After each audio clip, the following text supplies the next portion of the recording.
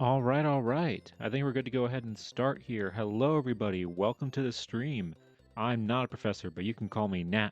And welcome on in. Hope everybody's having a great Sunday and had a great weekend. Hello, Coco. Good to see ya. Saw you in there while we were getting ready to start. Oh, yeah. Oh, yeah, no, I always pop in. Like, I don't have any transitions.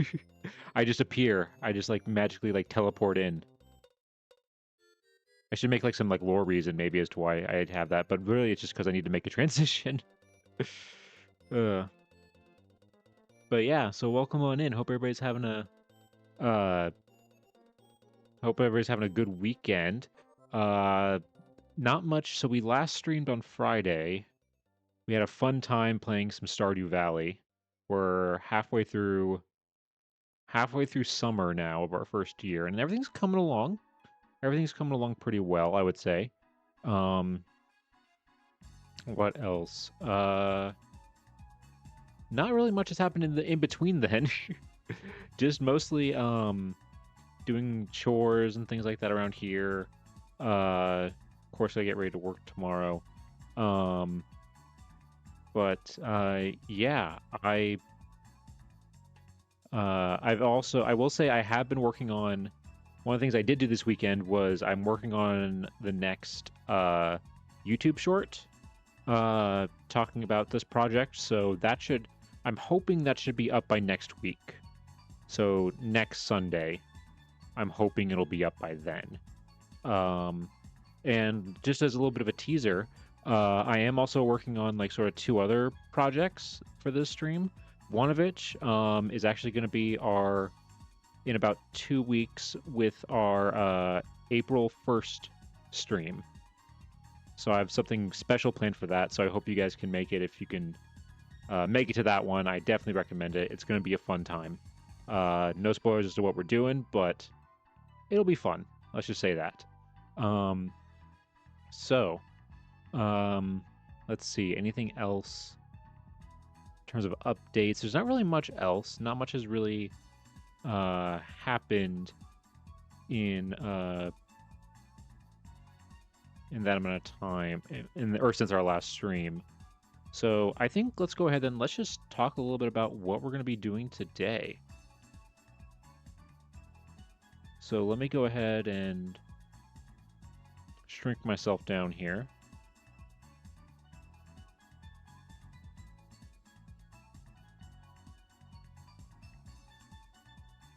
And all right, get ready for creepy Victorian children jump scare. Boom. All right, so if you've missed the past, God, it's 12, 13 streams. This is our 13th stream of this project. That just shows how long this has been going on. This is an antique photo that I bought in an antique store. That is a birthday party from 1888. And we are trying to research and find everybody in this photo. Yep, exactly. There they are.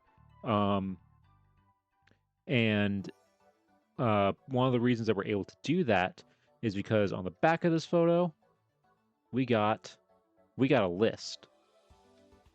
We got a list of every single person in this photo with corresponding numbers to match. So we have so far done numbers 1 through 11. And with that, means today we are on number 12. Right there. Number 12, which is Grace Dally Rubaba. And I say Dally Rubaba because it was a little hard to tell at first what that is because there's a perfect stain right over her last name. Hey, Aeon, welcome on in. How are you doing? Hope you're having a good weekend. But through some side research that I'll show in just a little bit, I think I was able to figure out who she is.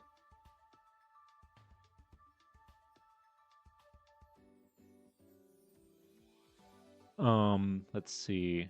So yeah, so we've already researched everybody in the top row here, 1 through 11. And now we're moving on to row 2, and we're moving on to number 12 right there.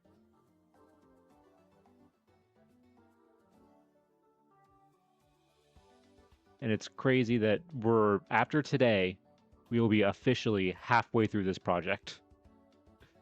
And it's been like, how many months has it been? It's been several months, I feel like. It's been at least a month and a half we've been doing this, which is crazy to think about. Um, but yeah, so I think let's go ahead then and let's head on over to our classroom.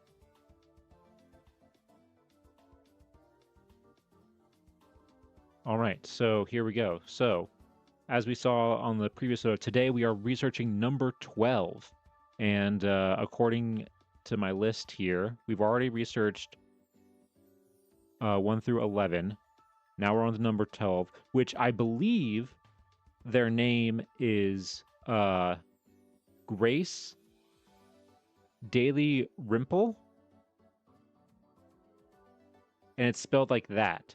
Rymple. Because and I know that, I think that's it, because we have in previous research, when we've been researching these other people on this list, I have come across that name in newspapers, hanging out with some of these, hanging out with these other people for like various events and stuff.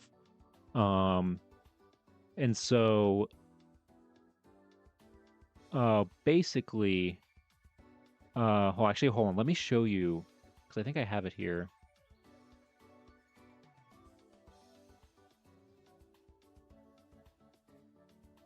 Is it this one?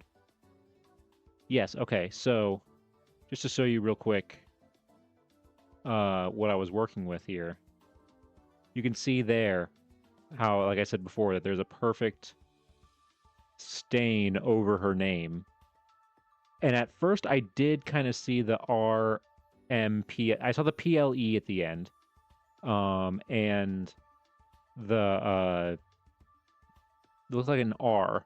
I wasn't sure if that was an I, and I wasn't sure if that was an M or an N. So this means that also the person who wrote this, they wrote the wrong name. Or they spelt it wrong, which is actually a common theme for this, because Fossilman here on these other ones, on Flora Fossilman right there, that's spelled wrong. What other one? I think Facet, I think, might also be spelled wrong.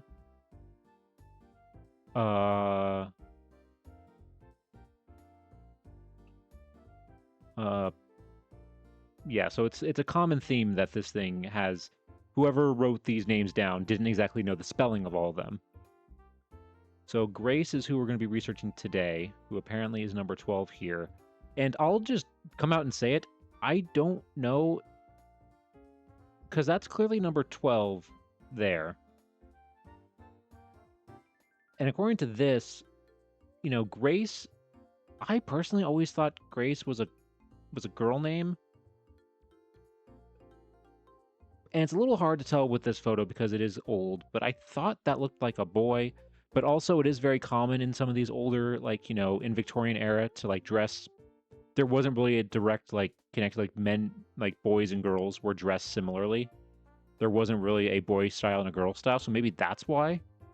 But we'll see. We'll see what we find today. So like I said, I was able to find her in newspapers before. But I'm not 100% sure if we'll be able to find her in the historic record. So I guess we'll kind of see how that goes. Oh wait, hold on. One real quick thing before we get started. I want to put this in the chat real quick.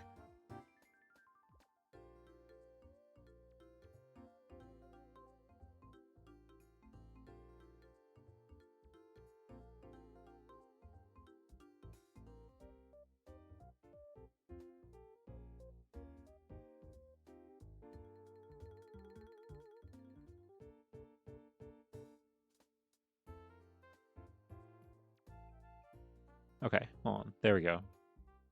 Let me go ahead and pin that. So that way anybody who comes in, they know they can go ahead and ask questions. about what I'm doing. All right.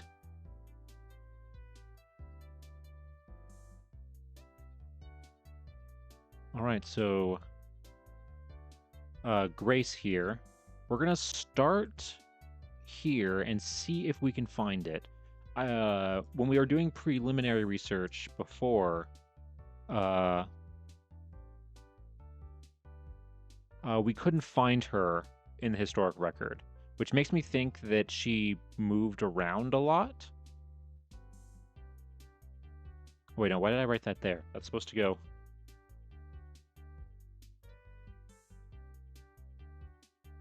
Oh, whoops.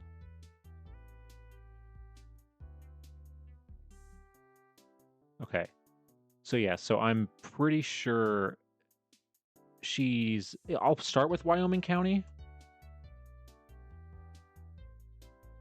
But I'm thinking that maybe she didn't live there for that long, and there probably won't be any census records for her there, but who knows?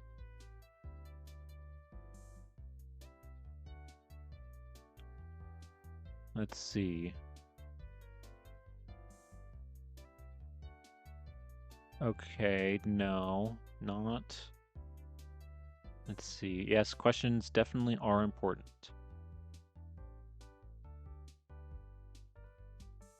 Oh, wait, did I spell it wrong? No, that is right. Bertha Grace Dalrymple, but that's birth 1887. That's too late. Family history books? Hold on, what's this one? Where is this?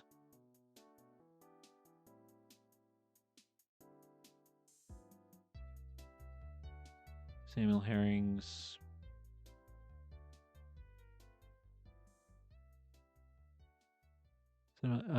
Grace... Okay, yeah, no, this is not...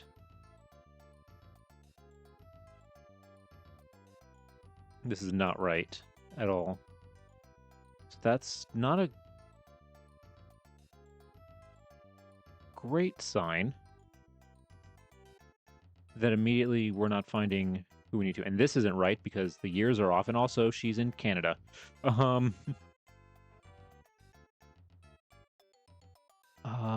Okay.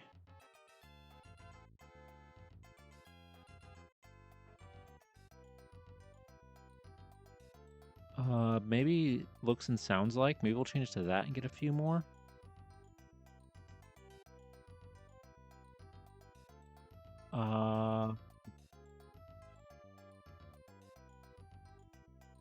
Was it this? Wait.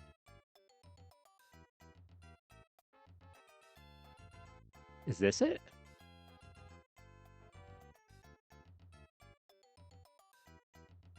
Grace A. Spouting. Is this her? 1880. What does this 1881 say?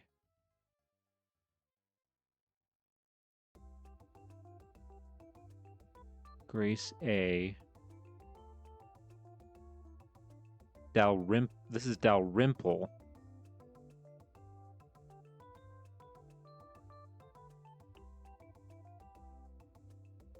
And again, they're still in Ohio. Let's see. Hey, Wayward Bard. Good to see you. Thank you so much for lurking, and hope you have a good, a non-stressful day at work.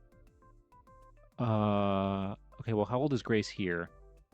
Okay, it says that Grace is 1. So she was born in 79. 1879. If this is the right person. Which I'm not 100% sure.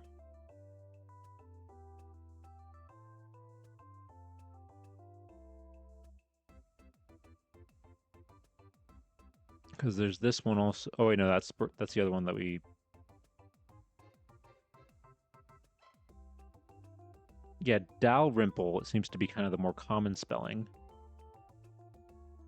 Okay, I think we might have to do what we did before with Amy Brown, when we were researching her. where we had to basically do newspaper articles first instead of the normal census records because it was so hard to determine exactly like when and where she like moved to and which family she was a part of. So I think let's start here. We'll try this spelling. And we'll try 1870 to 1900 in Wyoming County.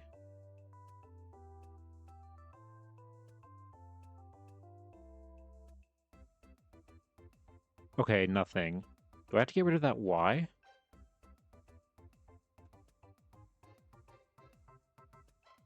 Okay. Okay. Hold on. Starting with the oldest.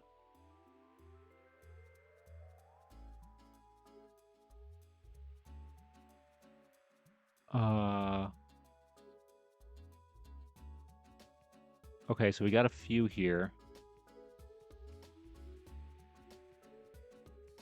Okay, but a lot of these looks like they're like not about her or her family. They're like about other people. So there's a lot in like this era. In like the 1890s. Okay, so there are a couple of them. Let's first narrow it down. Find specifically her.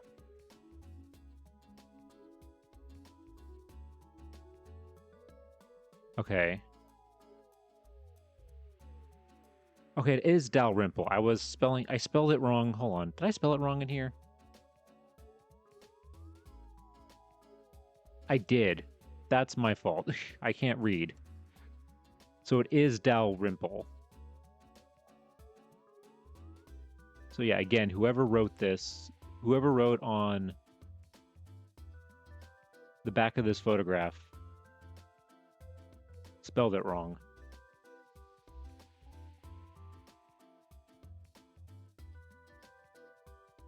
All right.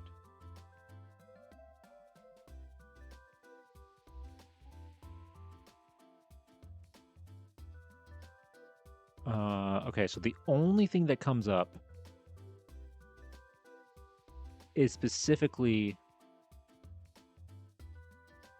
in this era, 1891. They're only in 1891 does she show up. And it's all, I think these are all articles that we've seen before because other people are in them. Yes, we've seen this one. Yeah, from the young ladies of the Young People's Society of Christian Endeavor. This is stuff they're doing with the church. Yeah, vocal solo, Miss Grace Dalrymple. But then other people like Ruth Hoddley and Amy Brown are also here. Helen Lewis is also here as well, and Leslie Chase. So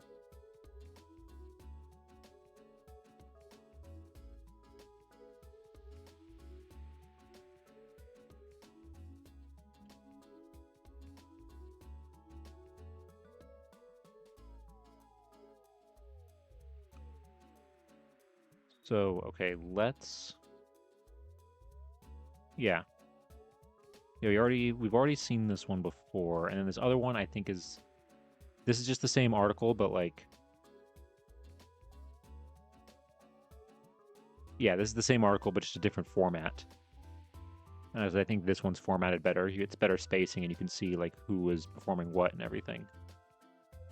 So then this other one.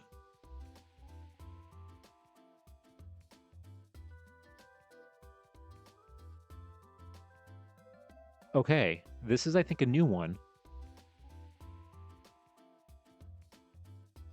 The entertainment given by the Young People's Society of Christian Endeavor at the Opera House last Friday evening is spoken of in a most complimentary manner by all who attended, and the house was well filled. The several parts were taken in a very pleasing manner, and especially due to the little girls Leslie Chase, who's also in the photo, and Grace Dalrymple deserve mention for the remarkable manner in which they carried out their part of the program. The singing was excellent, and the solos by Mrs. J.P. Breidinger and Miss Mame Williamson were heartily encored. Okay, so she was a singer in the church. What if I just get rid of the dates? That's it. Wow, okay. What if I change it 1880 to 1900, and what if I make it specifically just Pennsylvania?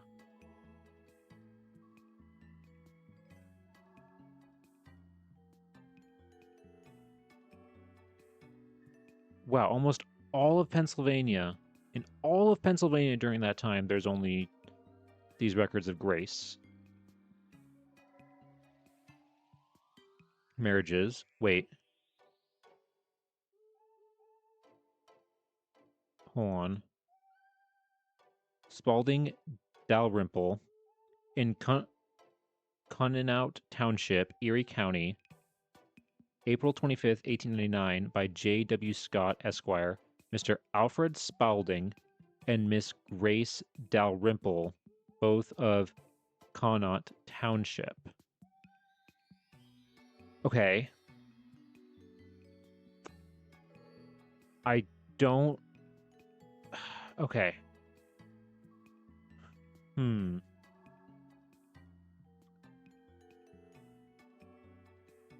That means she would... If we can figure out if Samuel...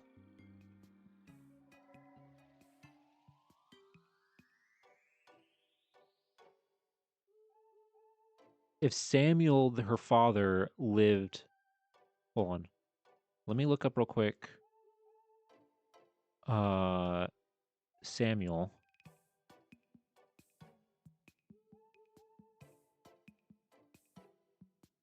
Okay, maybe Sam?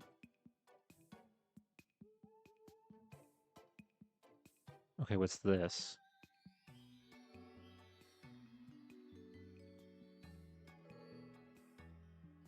Right over the back room is where Jones, Sam, Dalrymple, Benton Van... Wait, what is this? Is this a story?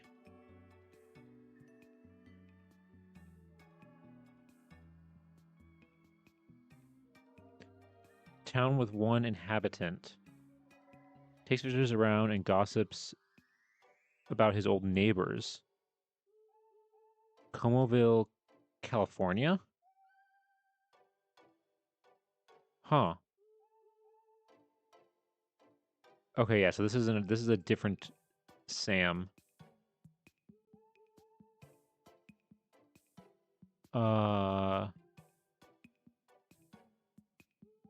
Okay, yeah, there is also Ohio, where there was that other one.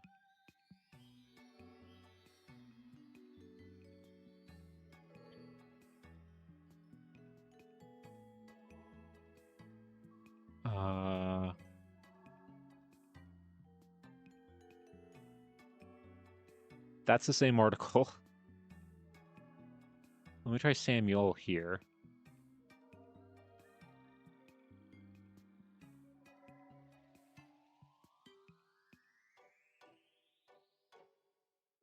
Okay, Hicksville, Ohio.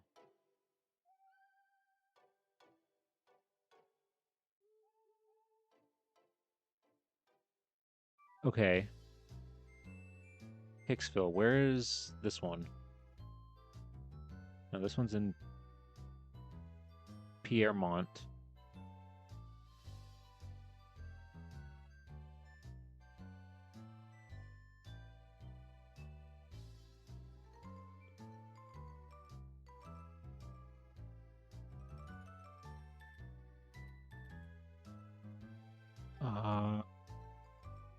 Okay, this person did move to Pennsylvania. But when did they move to Pennsylvania? Because in 1880, they're living in Ohio.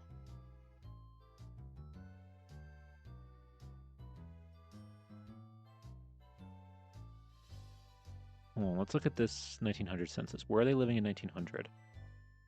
If they're still in Ohio... Okay, by 1900, they are living... Actually, wait, hold on. Let me go back here real quick. Let me look at Samuel.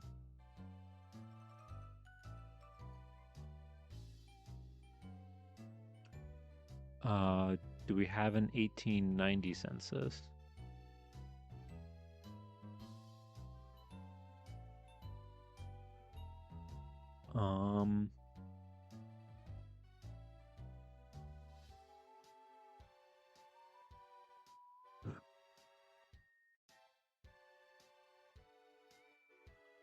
We don't have an 1890 census. So because we don't have an 1890 census for him, that does make me think that he was living in Pennsylvania.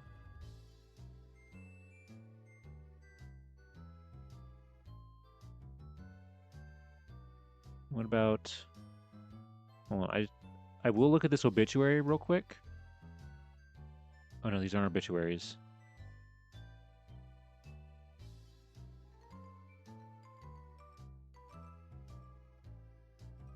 Oh, is this one of those things that...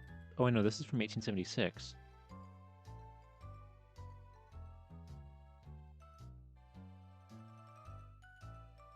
That's not what we were looking for. I was looking to see if there was like an obituary.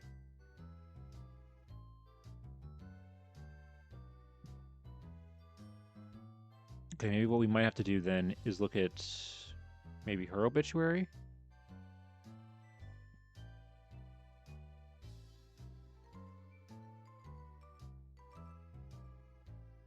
I know it's going to be like a lot of spoilers, but I don't really have much else to go off of. Doctors. Nope, this is a different... Grace Rogers Ball. Okay, this is a different person. When did she die, according to this?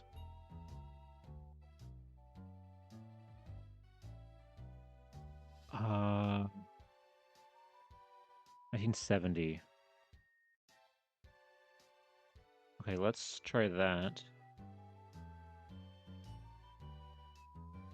Yeah, it is kind of, I do kind of consider it spoilers when I look up the death certificate or the obituary first, because I kind of like to discover... It makes it more fun to, like, discover things as you go than to get everything, like, the whole story. It's like reading, you know... It's like they're reading the Cliff Notes instead of actually reading the book. But I think in this case...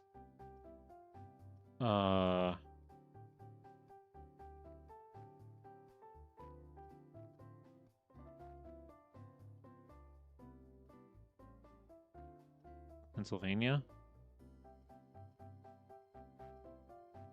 Maybe this one?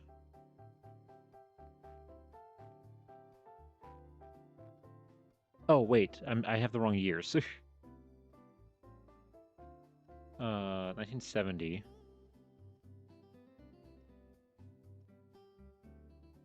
Okay. This looks like something.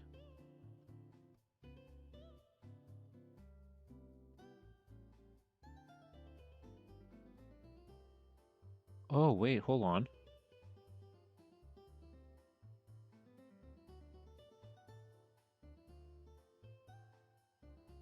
What is this? Hold on.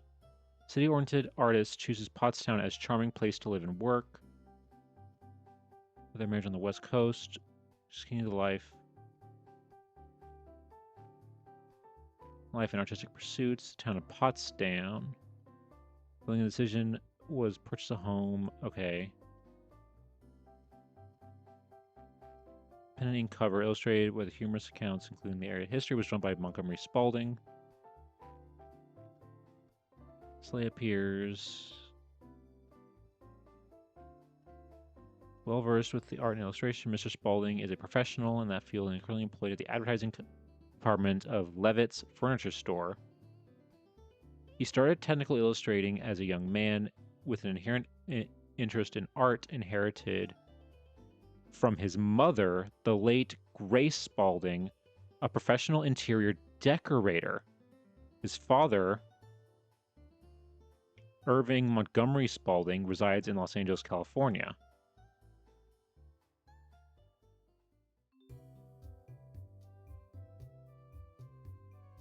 He was born into a family of 2 brothers and a sister on Flag Day in Akron, Ohio. His sister, Nancy Nichols, also inherited their mother's love of art and follows Peyton Gas.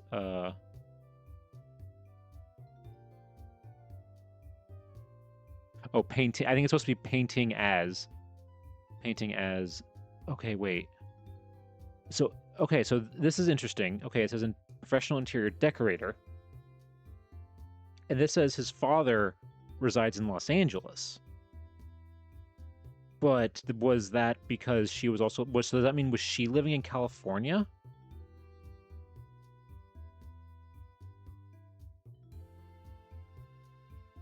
Yeah, hold on. Let's look at this one real quick.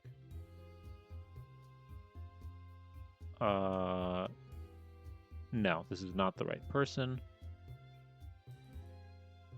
It was 1970 when she died, right?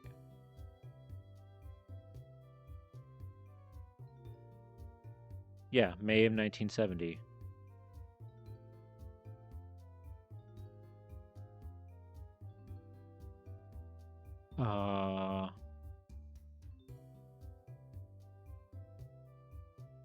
Maybe we just do all of them?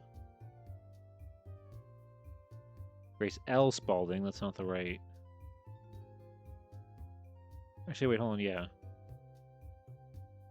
Hold on, what is this one?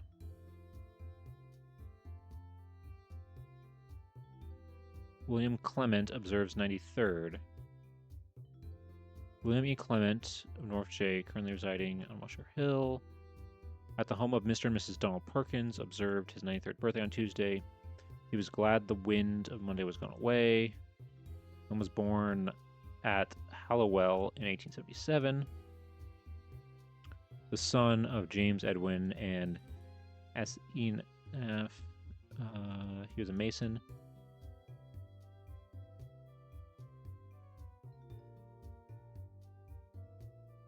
Wait a second.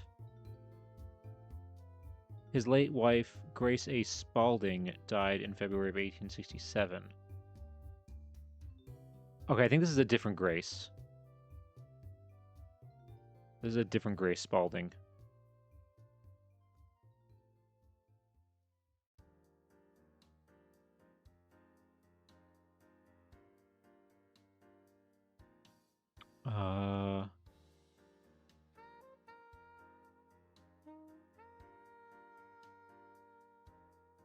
Grace C. Spalding.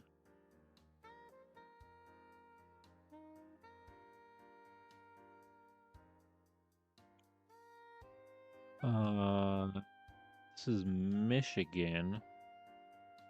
What is the actual death date? May 24th, 1970. Okay, hold on. Tiverton, Indiana, no.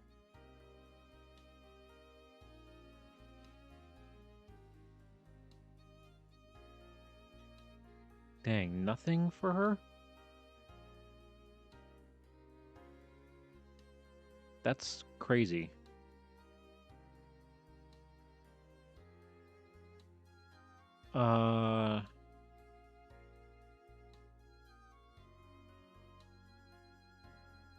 What was her husband's name?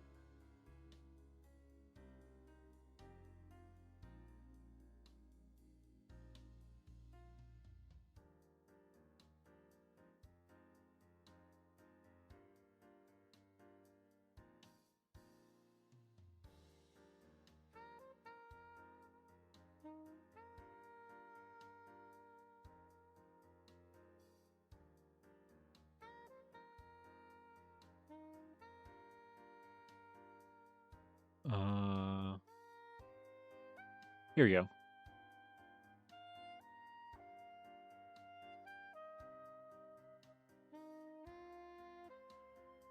So here it is.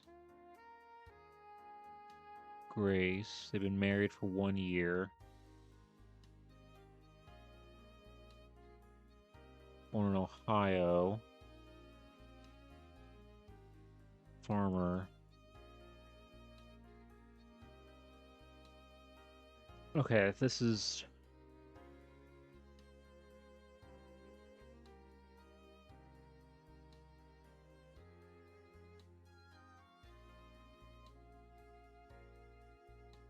Hold on, let's go back to...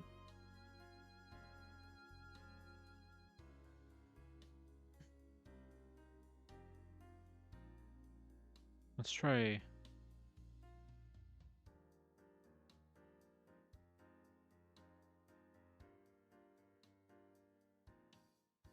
Actually, yeah, wait, let's try this. Oh god. Oh, there's a lot.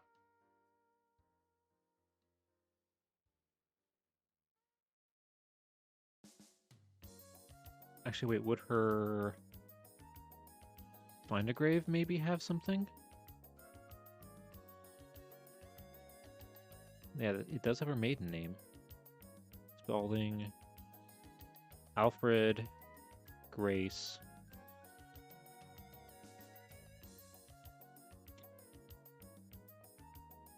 Wow, they had a lot of children.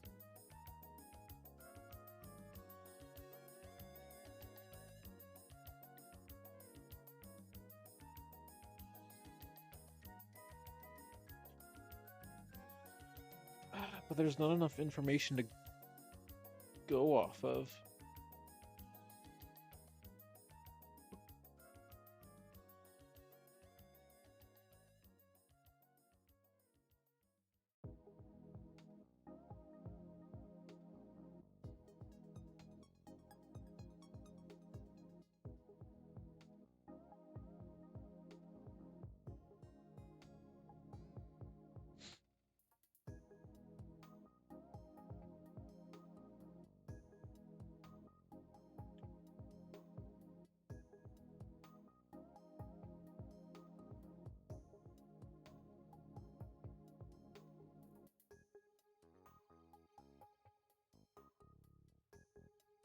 Oh, God, this is... So she would be... If she was around this, she'd be 9 in the photo. Which, honestly, that kid doesn't look 9, but... I don't know.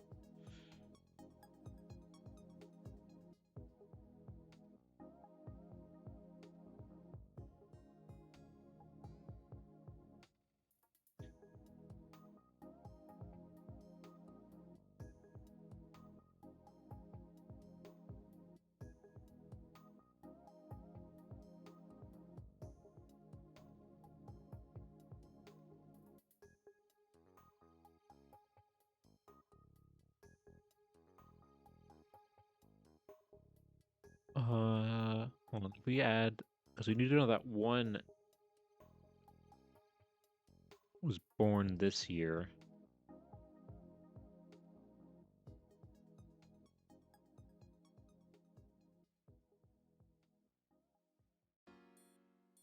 Uh...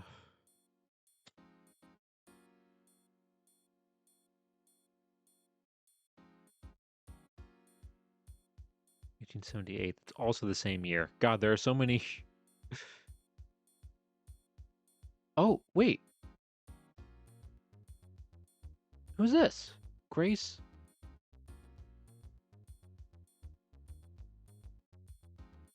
Is it supposed to be her?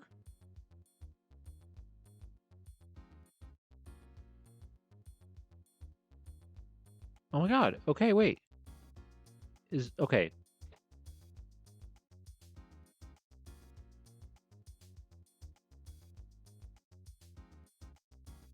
Yeah, it might be.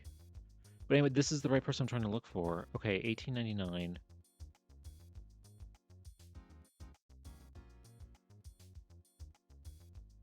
Florence Rue Produce.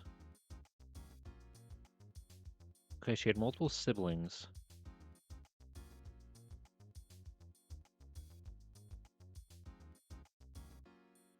And basically lived in Erie, Pennsylvania. But what I want is...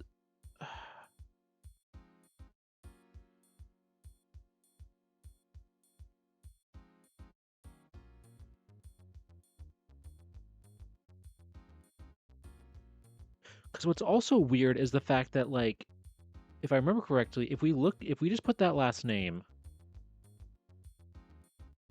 let's change the years again. Let's change it to 1880 to 18 or 1900.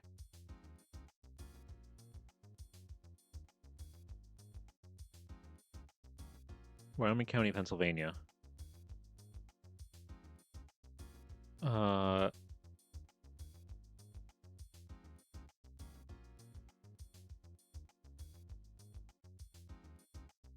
okay, wait, hold on. What is this? 1881.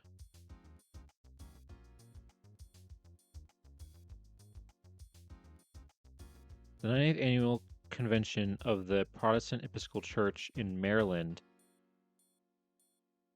met on the 18th at St. Peter's Church in Baltimore. Bishop Pinesley presided, and Reverend D.A. Dalrymple was secretary.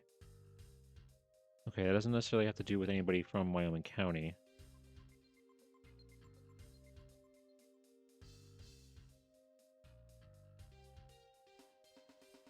Okay, wait, what's this one?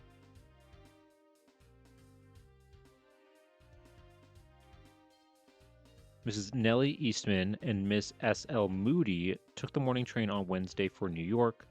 They will pass some time in visiting Miss Eastman's sister, Miss Dalrymple,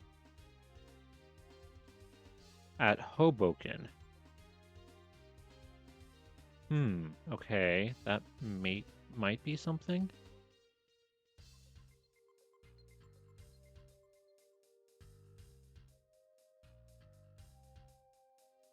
What about this one? I want to learn more about historical dress so I can get a better sense of different eras. Oh yeah. I that's something I like. I do think historical clothing is interesting, but like, and it would definitely help like in terms of like dating stuff because that's an easy way. Unless somebody, of course, wears something retro, just style in general. That's like a whole thing that people can study. Okay, hold on. What's this? Miss Kate Dalrymple of Jersey City is visiting her sister, Mrs. A.M. Eastman of Taconic. Okay. This might be a clue? Because this is implying that, yeah, that this is her married name. She's in Jersey City, but has a sister in Taconic.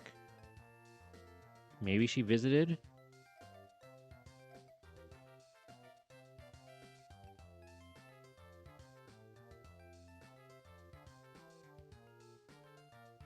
Uh,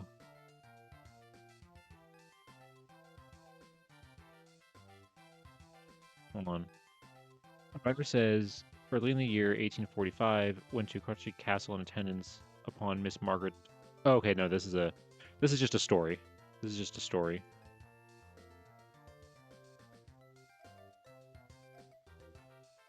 Okay, hold on, what about this one?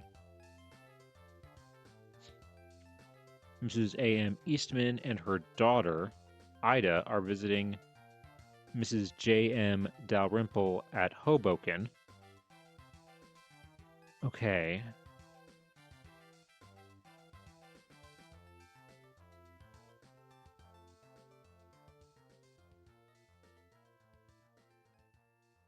Hold on, what is this one? Mrs. K again, okay. And son, Mrs. Kate Dalrymple and son are visiting the former sister, Mrs. A.M. Eastman.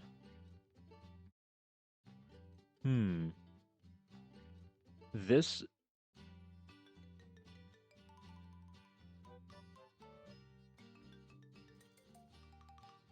uh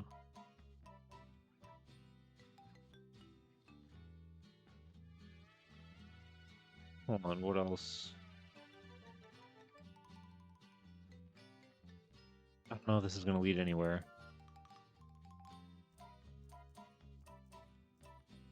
A.M. Eastman and wife, Miss Ida Eastman, Kate Kelly and Stella Sickler, Bioman, Tacanic, Miss Hoboken.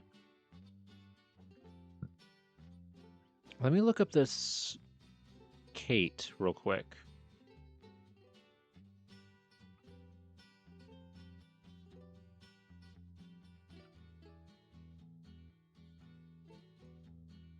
Here.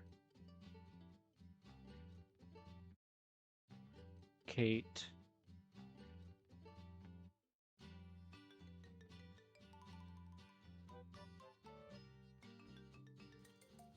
Oh, wait, no, Dalrymple. We don't know birth year, but we do know she was living in Hoboken. Let's do a quick search.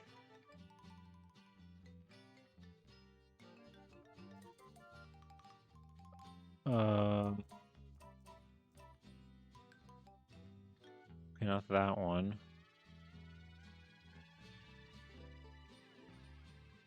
People of Tacanic. Oh, wait, hold on. Okay, hold on.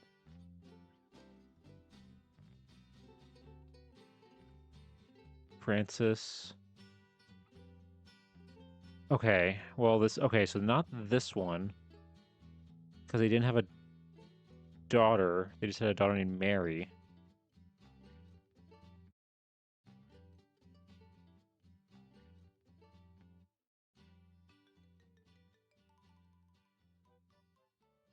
Which is what, yeah.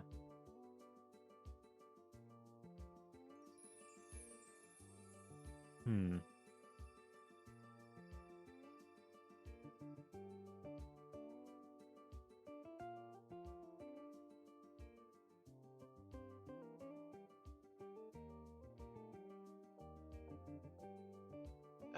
God, it's hard to say.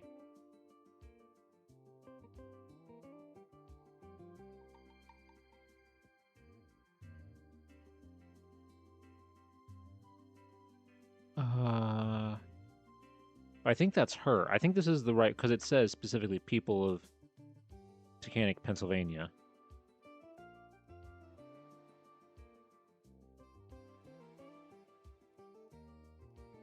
Whoa, okay, hold on.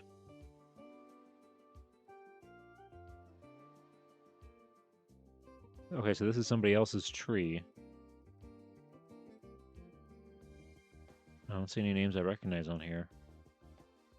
Kingston.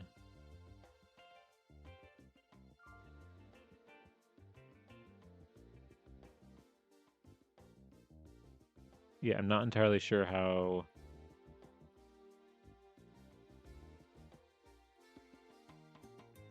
this one exactly connects, but... because I don't see them here. Okay.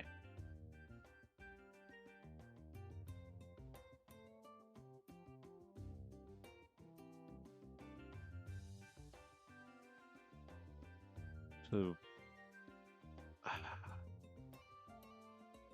yeah, this isn't the right one. I don't think this is the right one.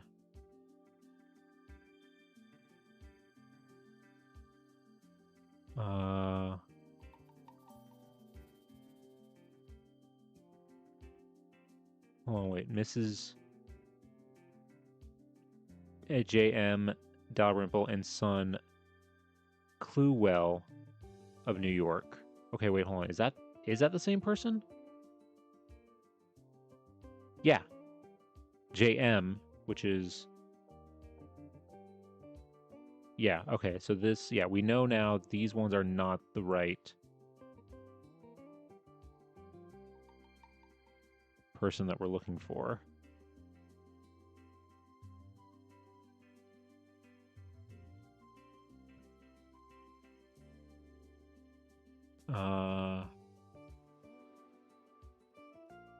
Hold on. What is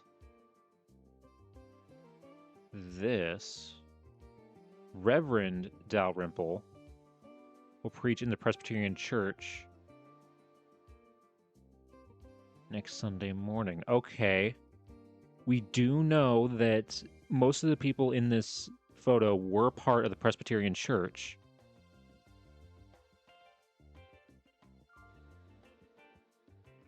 But we don't know the full full name.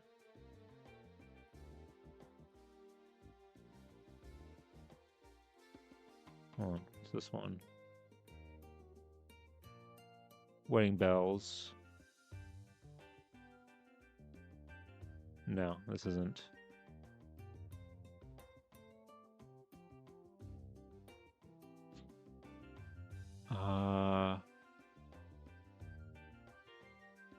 Hoboken, New Jersey. Hoboken, New Jersey. So majority of them are this one.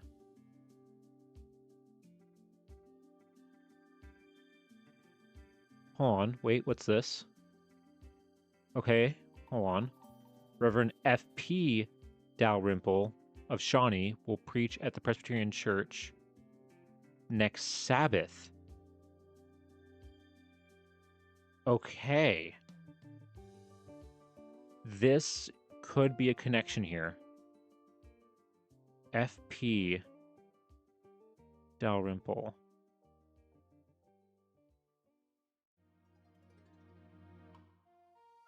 Wait. Oh, wait. Look at this one. Hold on.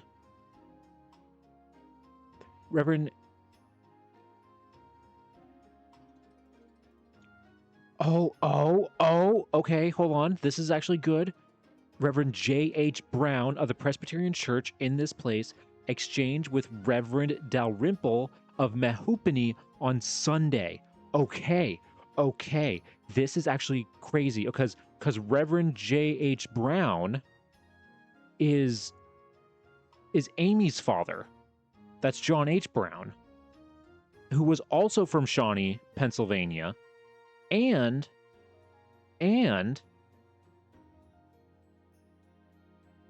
Mehoopany is where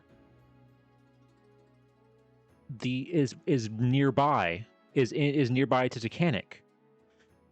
And so that means that this Reverend Dalrymple was living in Mehoopany in 1891, which is the same time as all these other articles where Grace is. I think this is okay. I think this is her father. The problem is we don't know his full name. We just know he's F.P. Dalrymple. Reverend F.P. Dalrymple. I think this might be our next lead. I'm going to keep going through this list and just see what else there is.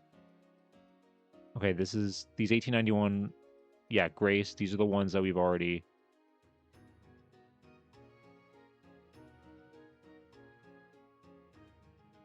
Okay, hold on.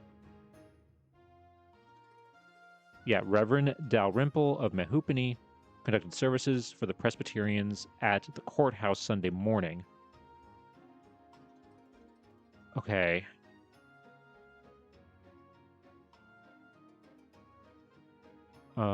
This one, that's a wedding. Okay, yeah, that's just him officiating a wedding. Oh, hold on. Wait. Yes. Look at this. Oh my God. Reverend Dalrymple took his daughter, Miss Grace, to Smithfield on Monday, where she will remain some time with her aunts. Boom. We got it. That's... oh, that's awesome. Okay. We figured it out. It's another minister. It's another pastor.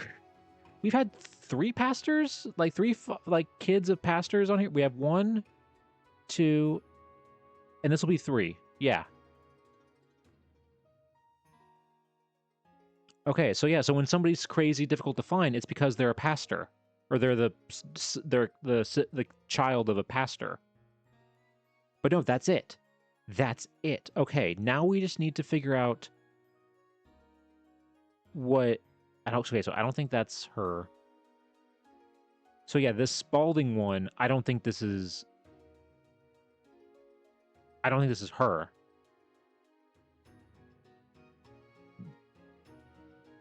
Because Samuel. This is saying Samuel.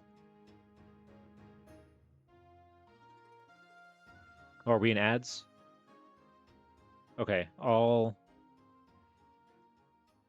stop. I'll stop real quick. Thank you so much, Coco, for saying that. Okay, I will hold off on doing anything else until we're done with ads, because this is when things are getting crazy.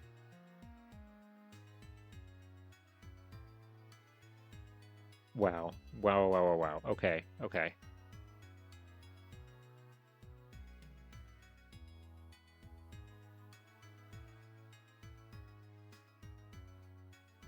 Wow. Okay, this is awesome. This is so good. Okay. I can't believe we finally found her. In the meantime, I'm gonna get rid of these ones, because I'm pretty sure these are not who we're supposed to be looking for.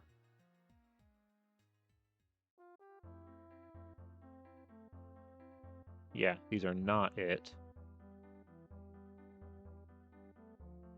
Yeah, this is not who we're looking for. Whoops, nope, that's not what I meant to click on.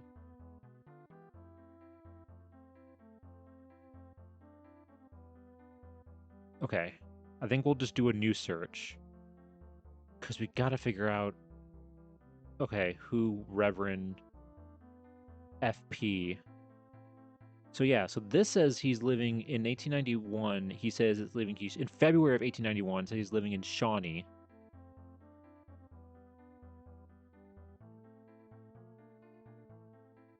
Okay. Okay, we still got about another minute on the ads.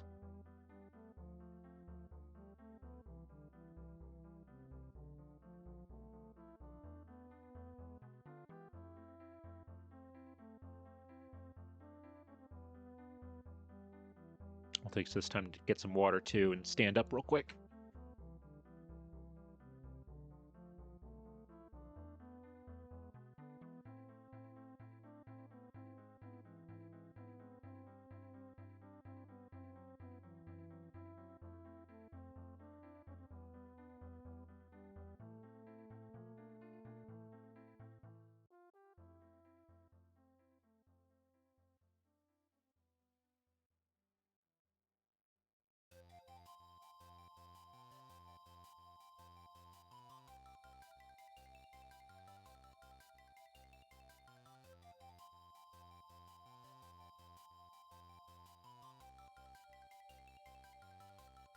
Okay. I think we should be done with ads now. Thank you very much, Coco, for telling me that ads were going, because I got so invested in this that I wasn't paying attention to the ad timer. But okay, so basically what hopefully the ads didn't cut off too much what I was saying, but basically, so we officially found the right person. We have officially found who we're looking for. Specifically with this, the fact that took his daughter, Miss Grace, to Smithfield on Monday, where she will remain some time with her aunts. So the next thing we need to figure out is, what is Reverend Dalrymple's full name? We have his initials. We know it's FP, but we don't know his full name. So,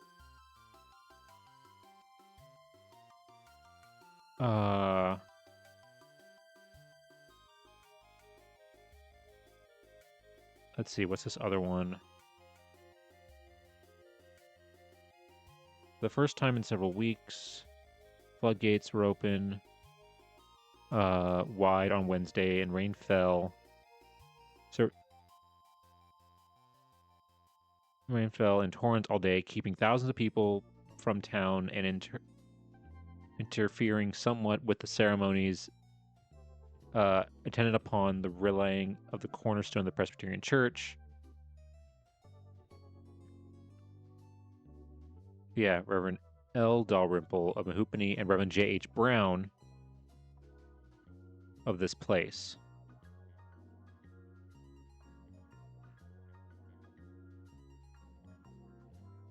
Okay.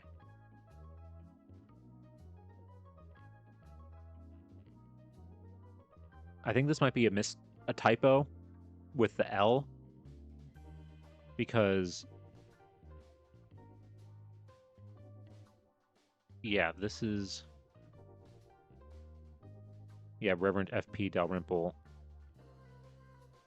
Unless there are two Reverend Dalrymples, if that's the case, I'm gonna go insane.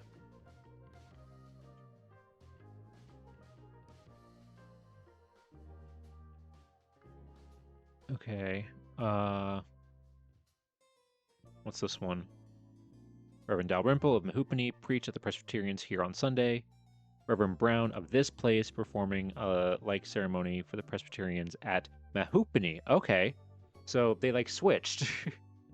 They like wife swapped, but with with their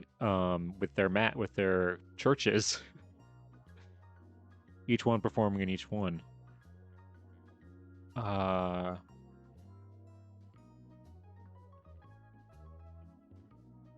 Let's see. What is this one?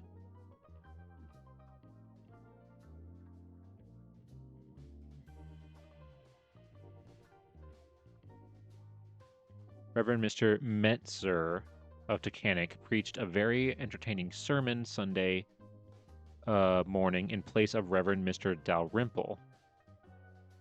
Okay. Let's see.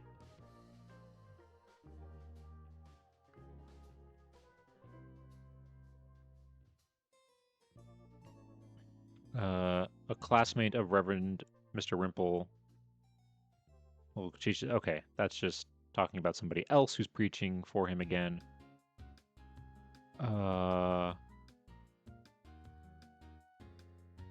Let's see. Reverend Dalrymple, J.H. Brown, and N. Lighton, and Elder Allen attended the meeting of Lackawanna Presbytery in Scranton this week. Okay. This is another one of them switching, which I guess is something maybe they did a decent amount, because this right here, it's saying Dr. Dalrymple preached Presbyterians at this place Sunday. Their pastor, Reverend J.H. Brown, doing it in Mahoopany.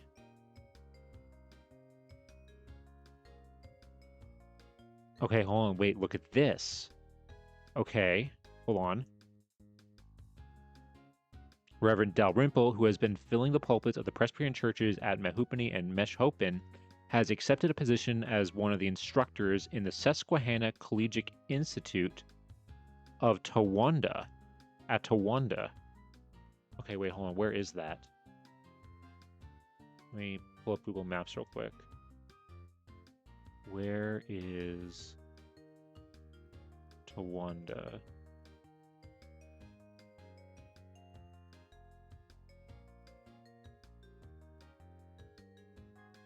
Okay.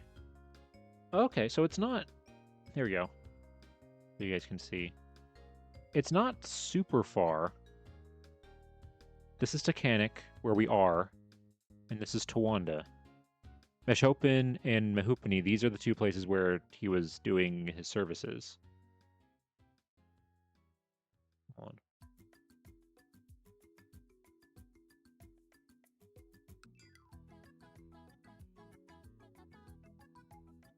Okay.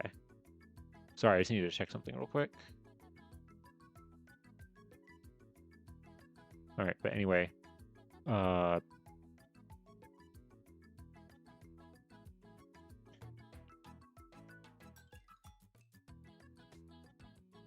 Wanda.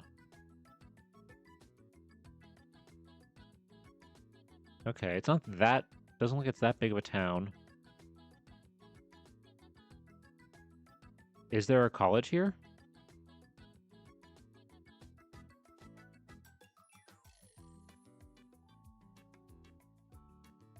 I don't see anything here.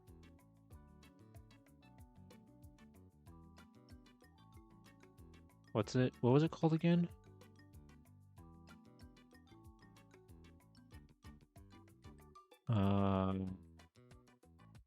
Susquehanna Collegiate Institute.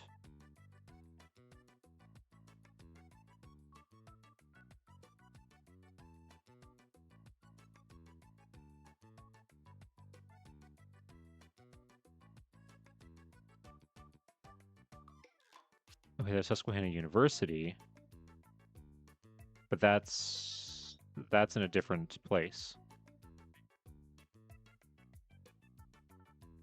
It's probably a school that honestly probably doesn't exist anymore. So, but okay, but now this explains why she likely moved. This is why we don't see her that much in this area anymore, because he moves. Martin. Mrs. Okay, yeah, these are the other.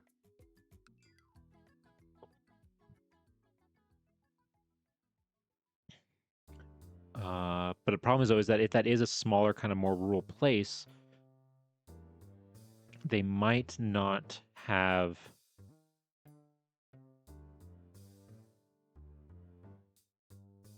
They might not have newspapers that are on this website, which is what's making me nervous. And all of these Dalrymples are all the ones that were from Hoboken. Because when we did all of Pennsylvania, when we did this, we did all of Pennsylvania for Grace. The only thing that came up was these ones. These ones from 1891, and then this one from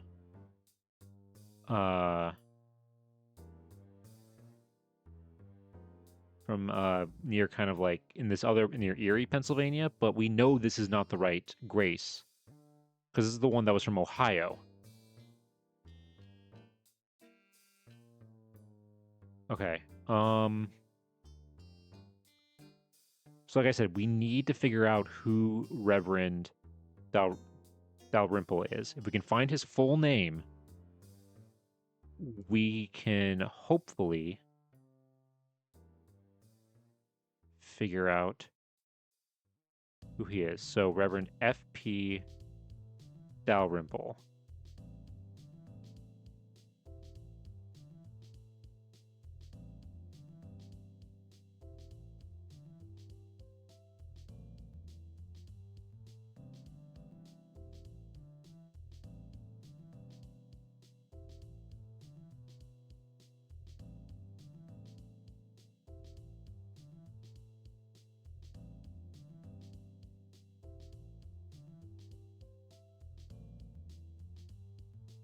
I'm just going through these and like just checking sure that like the timeline makes sense.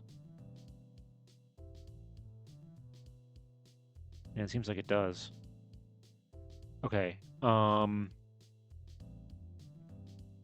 let's do Reverend F. P.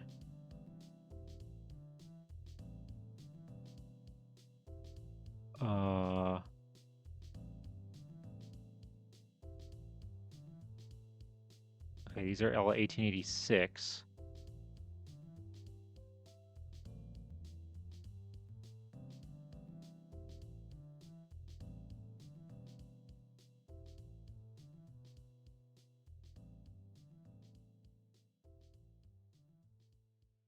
Okay, hold on. So yeah, we got a few different places all over Pennsylvania. Let's see. We got Presbytery. Takes charge of the church at Port Carbon, Reverend F.P. Dalrymple of Presbytery of Winona, Minnesota, was admitted to his call to Shawnee Church. Approved. Okay. So he's from Pennsylvania or from Minnesota.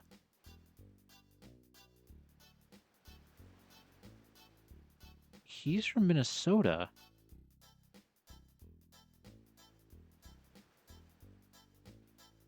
Okay, that's actually a good. That's a huge clue. That is a huge clue. Is this just the same thing, just in a different newspaper?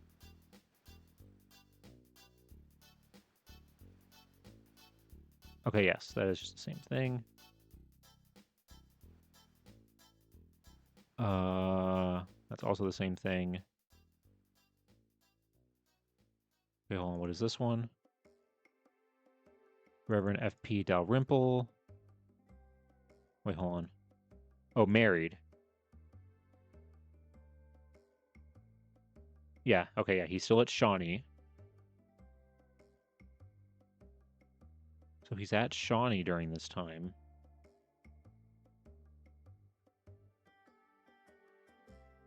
And yeah, here he is in Tacanic.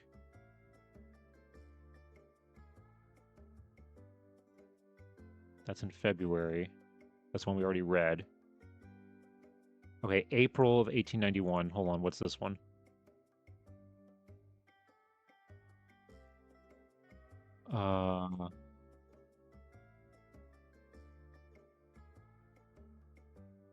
Okay. P. Dalrymple in attendance, Lehigh Presbytery. Scott. Okay. I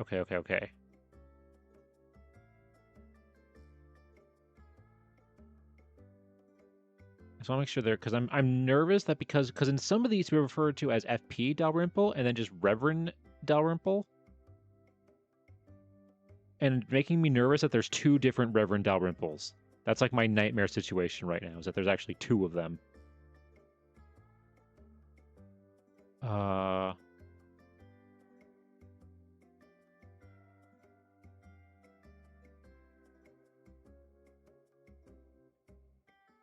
Among the ministers in attendance were Reverend. Okay, yeah, this is just the same thing that we just read.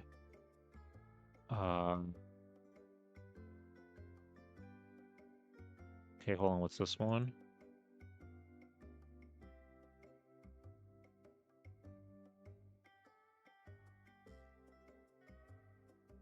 Okay, wait. Okay, hold on. So in April of 1891, it says right here that Reverend F.P. Dalrymple requested leave to resign as pastor of the church at Shawnee and assigned the reasons which have induced him to make this request.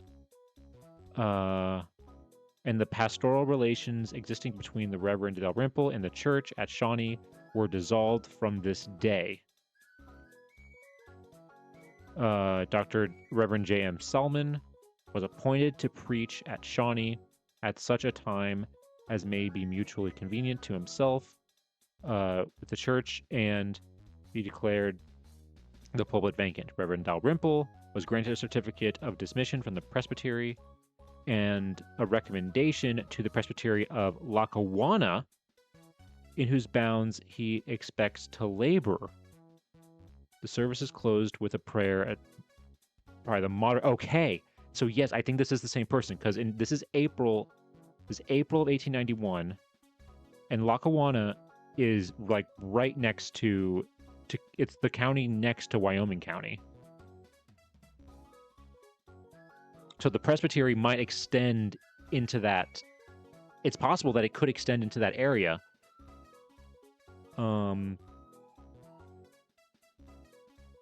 Okay, this is good. This is good. The story's starting to form because this is all in April. Because all these other articles we found about him in Tacanic were in like the summer of 1891. They were all in the summer of 1891.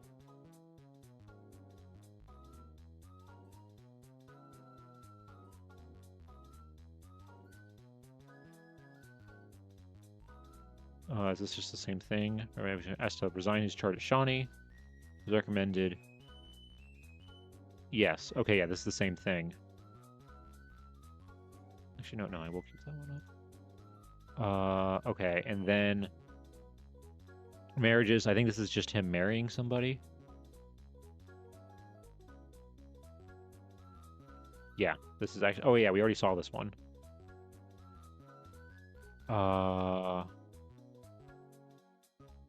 Okay, wait, hold on. This is 1892. At a district, hold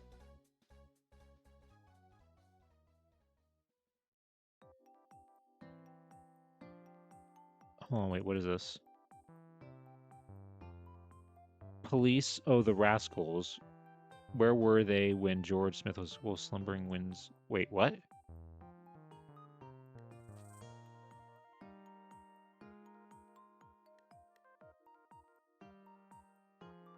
Wait, hold on. What is this? Wait, what is this about? An eggplant. Wait, will slumbering winds tell? An eggplant raiser now chipping marble, and in the result, a water company gobbled up. The attention of the sanitary committee called. Where were our police officers? George Smith is a very worthy and industrious young man, a competent stableman and a handler of horses, and is employed at the Avery Stable and on Aromatic Alley. George is not too old and not too strong-minded. He is greatly annoyed by the Alley gang, who George will not allow to make his barn their rendezvous and headquarters from which they push the bucket, or as more generally known, to rush the growler from. When George comes out upon the street, he is hailed from all sides by these hoodlums with horse thief. Now, as George never stole anything, leave alone a thing as large as a horse, it don't set well, and it doesn't sound pretty to strangers to hear such shouts. It leads them to think they will go fairly into a gang of thieves. Will our police see that these boys are home earlier? Hey, Pirate, good to see you. Welcome on in. How you doing? Hope you're having a good evening. You've caught us. We're trying to find Grace Grace Dalrymple, I think is how you say it. And we could only find like a little bit of her for a little bit. Just these 3 newspaper articles were all we initially could find. Oh wait, no, not this one. Sorry, just these 3. No, just these 2. Sorry, these 2. But we have since discovered that her father, like many other people in this photo, was a pastor, Reverend F.P. Dalrymple, who moved around a lot, and we just discovered that he was originally from Winona, Minnesota. So there's a possibility that the reason why we haven't been able to find the family is because she was actually born in Minnesota. So,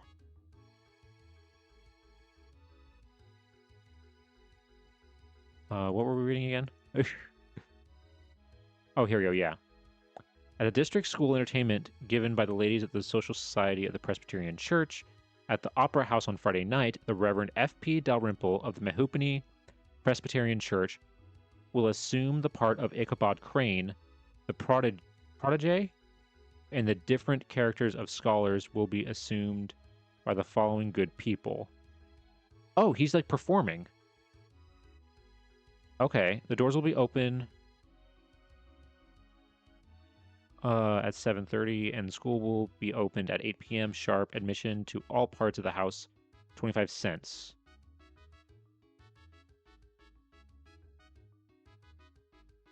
Okay, so he's just performing in a play. Okay, and then there's this. What is this? Reverend F.P. Dalrymple was at his own request dismissed to the presbytery of La Crosse.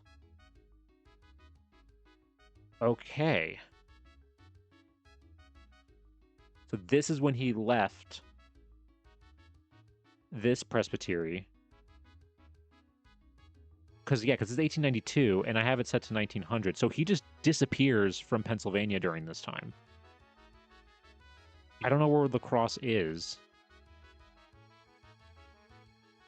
But we do know he was from Minnesota, so I want to look at these Minnesota ones real quick.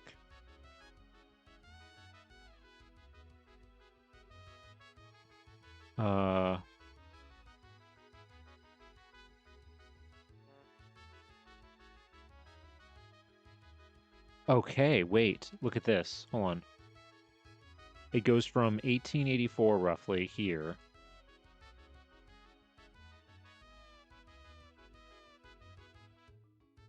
Okay, yeah, this is an Reverend F.P. Dalrymple of Chatfield. This is 1884, so this is still in Minnesota. What about this one from 1880? Of Chatfield said he was not prepared to vote for the resolution because he has not sufficiently considered it. Okay, that doesn't really help us, but I mean, it shows that this guy was there. Okay, and then there's this one from August of 1892. What is this?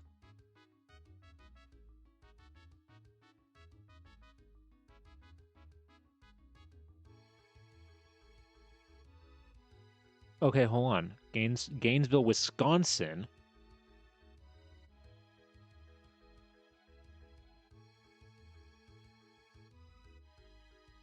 August 13th. Fred Lehope made his assignments with creditors. A little less than 2 years ago, he was compelled to make an assignment, but makes settlement. Oh, this is a different thing.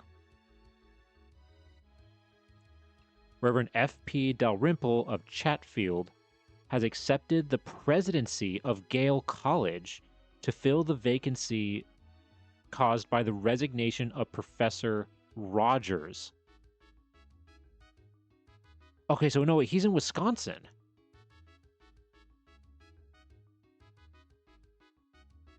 Or was that just temporary? Because then we have these up here from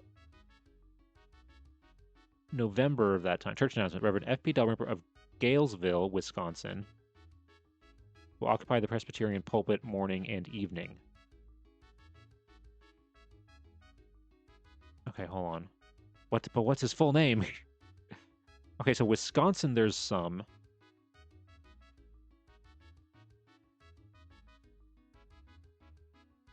No service of person church yesterday owing to the inability of F.P.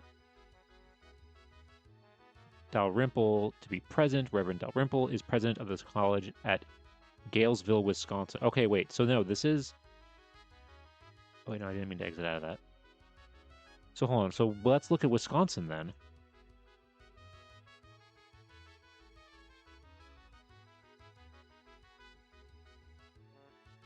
$1883. And the next thing is until 1894.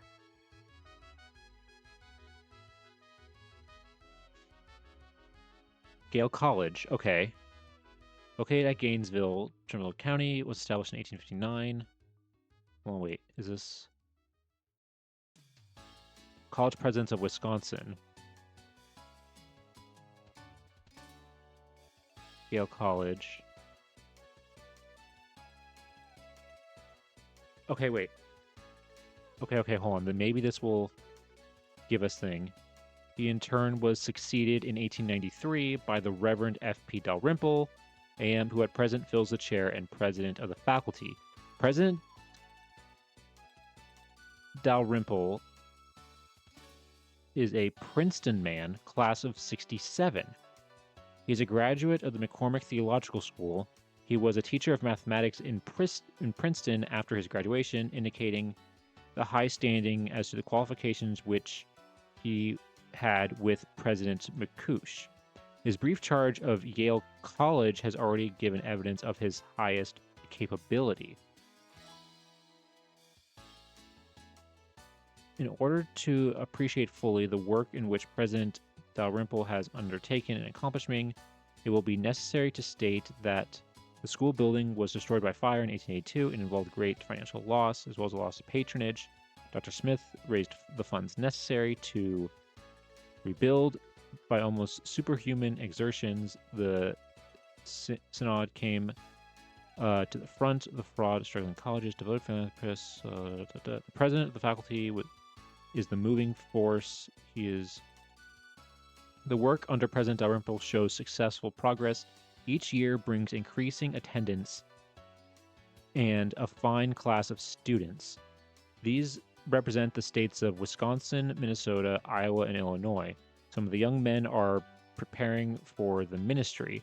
Since the advent of President Dalrymple, the grade of scholarship has been materially advanced. It is within the scope of the school now to give the regular degrees. The grades included in the curriculum are classical, scientific, normal, and commercial. President Dalrymple takes charge himself of the chair of ancient languages and mental science. His assistants in the chairs are... Okay. Okay. This is crazy. Okay. Is there more here, or is that where that one ends? Okay, that's where that one ends.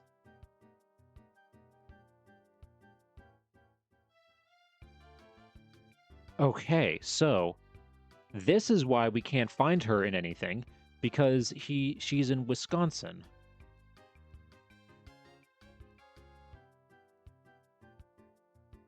Okay, but we still don't know what his name is. There's 10 in Iowa. Is that him? 1982.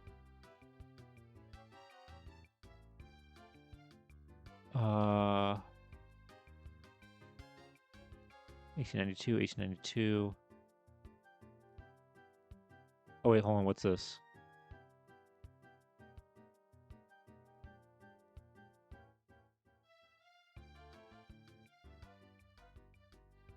Hold on, wait. Where's the present building? Organized First Presbyterian churches. About Muskinite's splendid churches.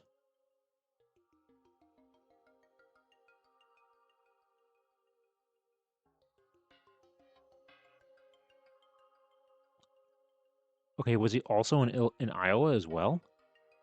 To 1877.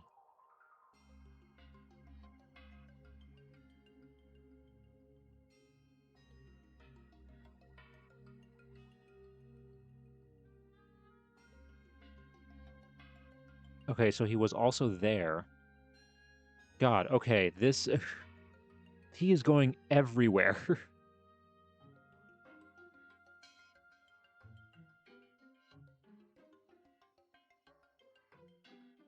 Hold on, wait. Yeah, because this one was called The Pastoral Work here in 1875. From his own pen, he informs me. The labors continues 2 years. Remember...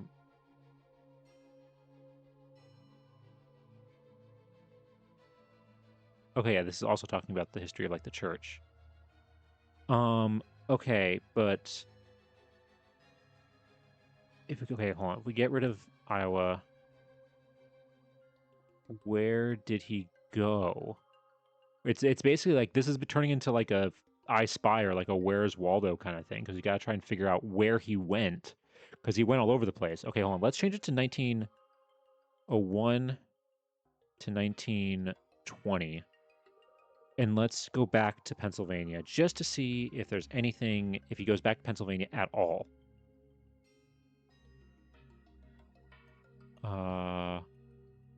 Okay, we got two things here. One from 1912 and 1930.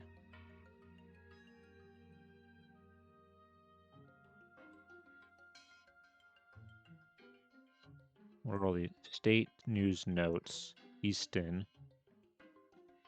Reverend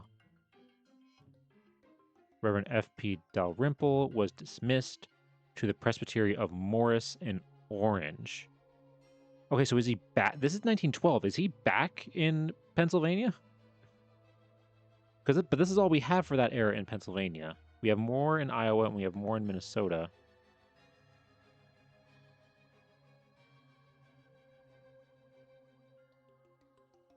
Okay, hold on. What is this? Endeavor's 25th Convention. Societies of Pike and Monroe Counties.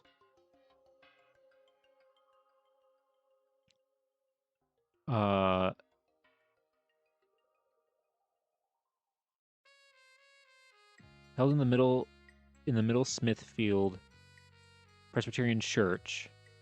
Dr. T.T. Muchler of Philadelphia addressed convention on Sabbath observance. The Delaware Valley Christian Endeavor Union, composed of the societies of Pike and Monroe counties, celebrated its 25th semi-annual anniversary in the Middle Smithfield Presbyterian Church.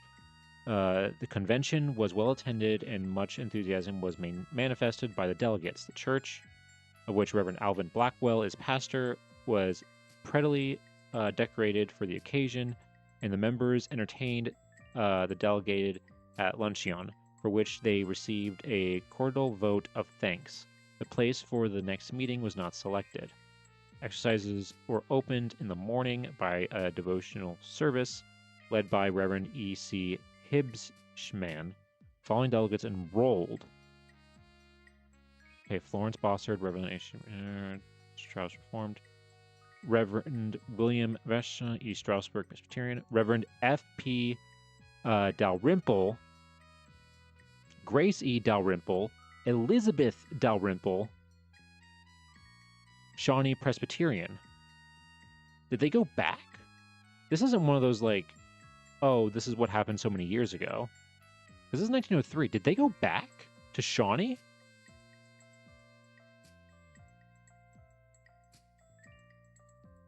Did they go back? Okay, but this is interesting. Okay, so Elizabeth. We now know there's also an Elizabeth. Now, is that her mother or is that her sister? And we also have a middle name, E. E. All right. This is getting good. Okay, what about Iowa? What's going on in Iowa?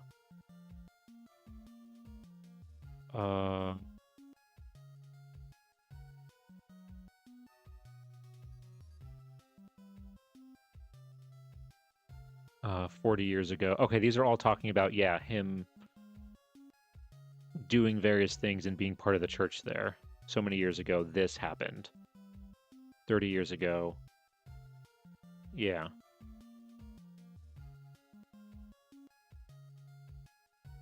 Because that's when he was living there.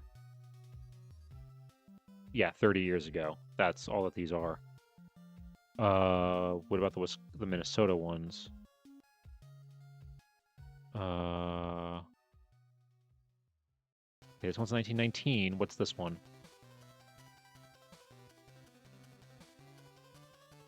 Reverend F.P. Dalrymple and son of Dover, New Jersey, who spent the weekend with old friends here, left on Monday for Yellowstone Park, where they will be enjoying several weeks' outings. Reverend Dalrymple was the former pastor of the Chatfield Presbyterian Church, leaving here about 35 years ago.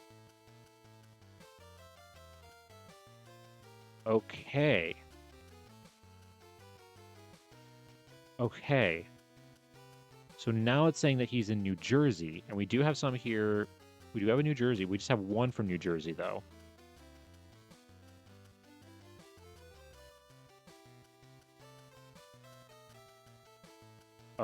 Morrison. Oh, yeah, Morrison Orange. Okay, this is what they said that he was gonna move to.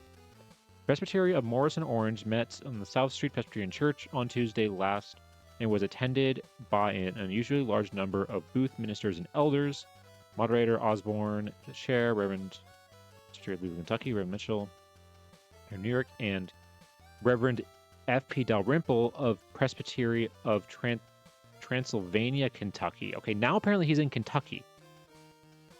Being present, were invited to sit. The last name. Oh, wait, yeah. Hold on. The last named was received by. Yeah, the last name. So they're referring to F.P. Dalrymple. Reverend Dalrymple. The last named was received by letter and is now serving the church at Mount Olive under a call and is soon to be installed as pastor. Reverend Robert J. Johnson was received from the Presbytery of Sacramento and will be installed as pastor, blah, blah, blah. Oh my, okay, wait. I just want to double check, see, I don't see anything here. Okay, this is interesting because it says that he's going to work out Mount Olive. Mount Olive is where Amy's father was assigned, where John H. Brown was also assigned at one point. Now, I don't remember the timing of this. Hold on, wait. I'm going to go in my files real quick and pull up the records of when they moved there.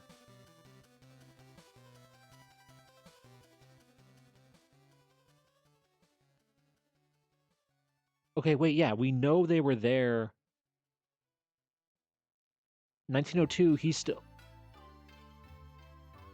Wait, yeah, because 1902 was when she was at Yale.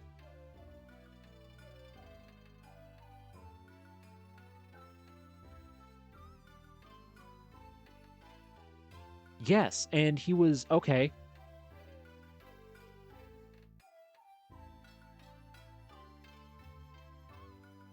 Okay, he was...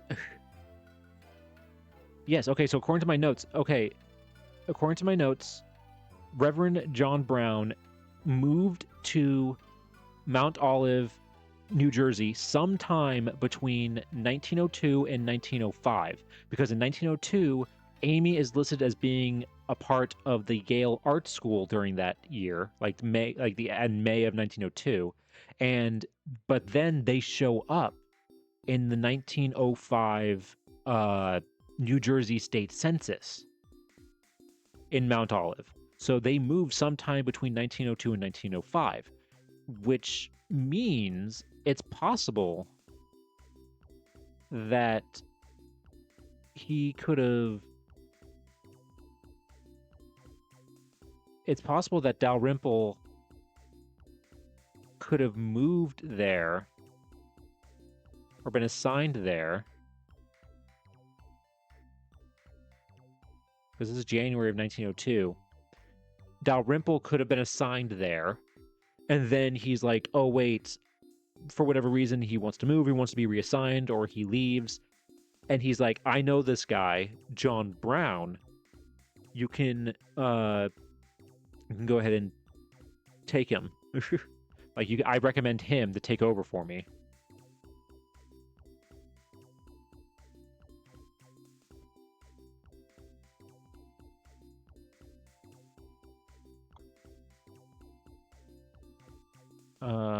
Okay. But what about 1921? Because I want to find if I can find an obituary, then I can get his full name. 1930. Okay, let's get rid of New Jersey.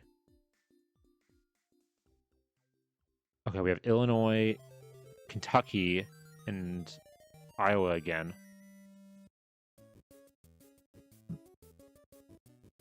Don't let this be like another one of those, like, so many years ago this happened. Dang it, it is. Okay, it's one of those 25 years ago.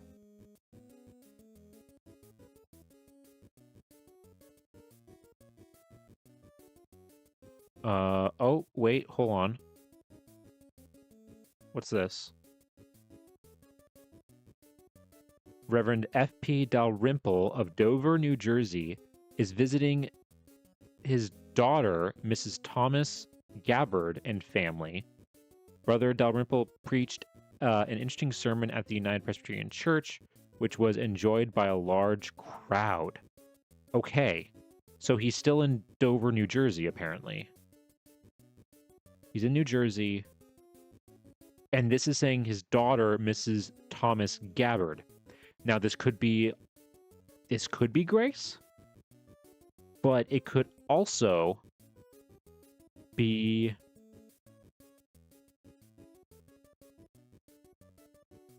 It could be that Elizabeth that we also saw, because we don't know yet if Elizabeth is her sister or her mother. Probably her sister. So hold on. I'm going to go ahead and try looking up Grace again. Grace Dalrymple. We don't know a birth year yet.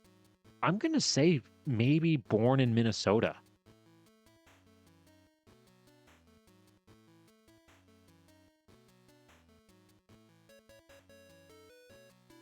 I'm going to say Minnesota.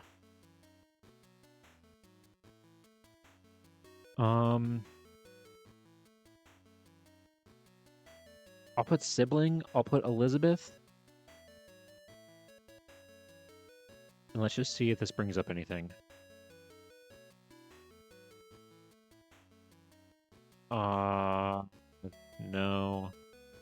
Oh, wait. Oh, hold on. Minnesota births. 1881. Chatfield, that's where he was serving. That's all it has. Birth date, 1881. Okay, wait. This could be it. Look at all these census records. And Gabbard, that's one of the one. Okay, wait, 1900. Kentucky.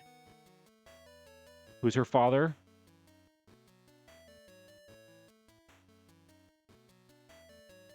Grace Elizabeth. Oh. What is that? I can't. Fuller? Fuller P?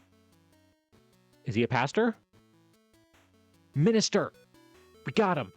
Oh, yes, we finally got him. Officially. Okay. This is it. This is it. Right here. She was born in Minnesota. This is Grace Dalrymple. This is the one we are looking for. We finally, officially, without I am fairly confident this is the right Grace that we're supposed to be looking for. Yeah, Fuller P. That makes sense.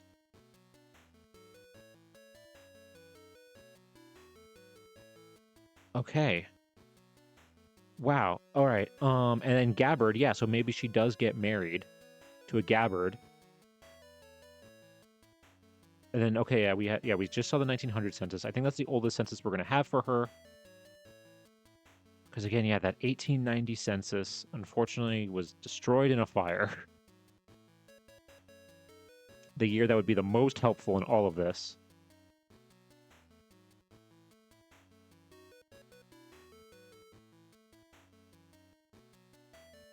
Because wait, hold on. If I go to here and I just do Grace...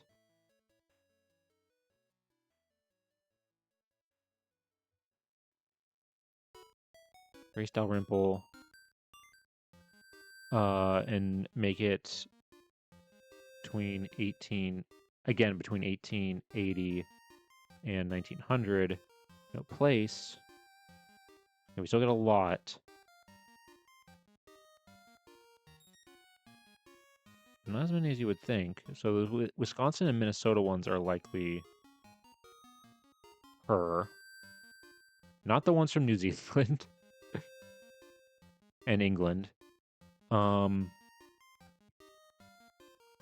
Well, let's look at these Minnesota ones real quick. Okay, no, that's not it. What about Wisconsin?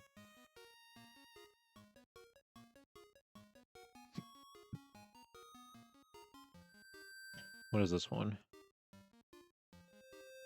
I did not think that you were so cowardly, dear. Oh, is this just a story?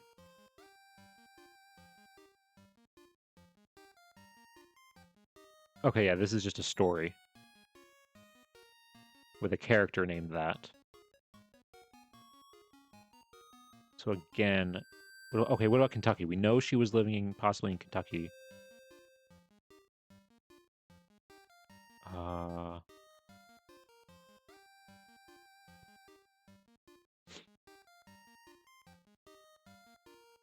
Okay, now that we know his full name...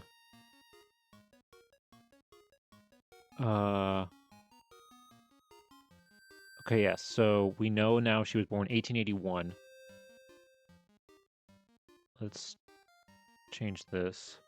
1881.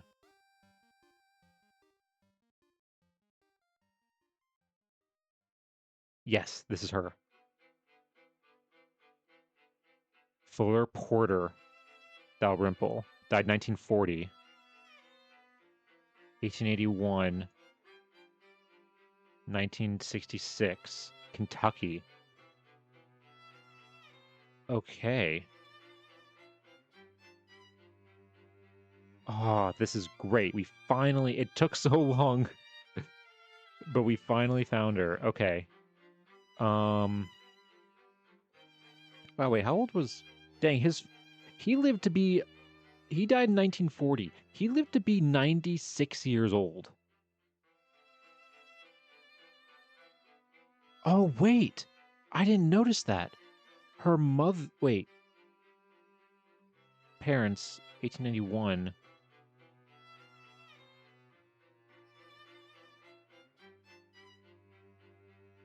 Wait. So, okay. So he was a single... Was he a single father? Because of... Hold on, wait. Let's look at that 1900 census again. Hold on. He remarried 8 years ago. Okay, so Bessie here is not their mother. It's their stepmother. Oh.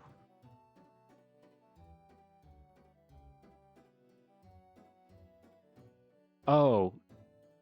She's 29, he's 55.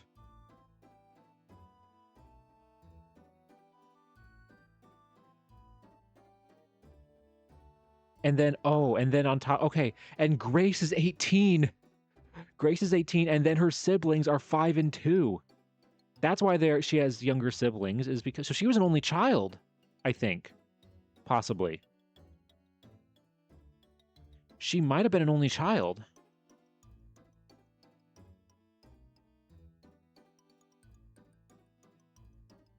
She might have been an only child. But God, imagine imagine your stepmom is only 10 years older than you. Oh, that feels weird. Even by 1900 standards, that feels kind of weird.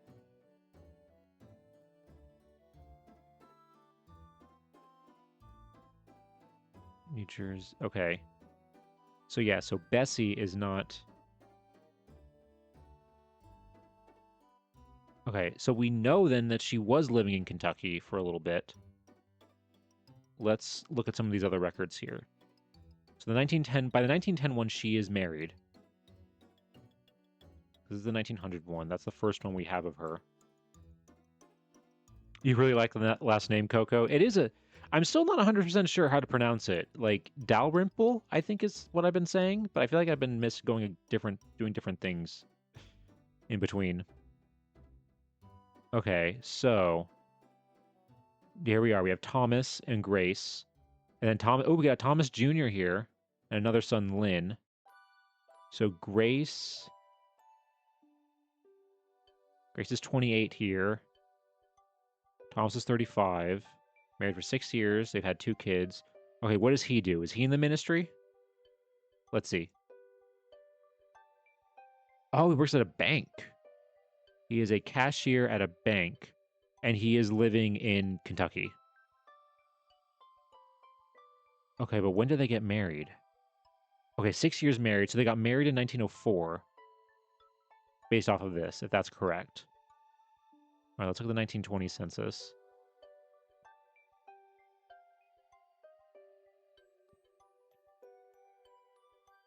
Okay. Thomas, yeah. And Grace, here we go. They had another kid, Herman. So they have 3 kids. They're still in Kentucky. And retailer? Retail? He's just he's a retail merchant. Okay. Cashier at a bank, retail merchant. Okay, so it's kind of similar work. Then let's go. That was 1920? Yeah, let's go 1930. I'm kind of speed running these because it took us so long to get here to this point to 100% confirm that this is the right person we were looking for.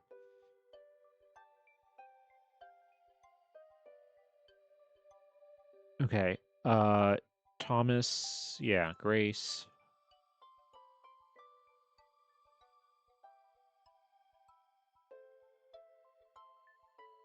And cashier. Okay, cashier at a bank again. So maybe he was still a cashier at a bank in 1920, or he switched job. I don't know. It's enough of a gap that, like, you could switch and go back to a different job again, or the same job. Then 1940. Let's see. Yep. And they still got Oh, their two sons are still living with them. 5864 Thomas. Main Street in Stanton, Kentucky. We'll look that up in a little bit where that is. Oh, and his kids work at the bank. That's crazy. Look at that. A cashier, assistant cashier, and clerk. Look at that. It's a banking family.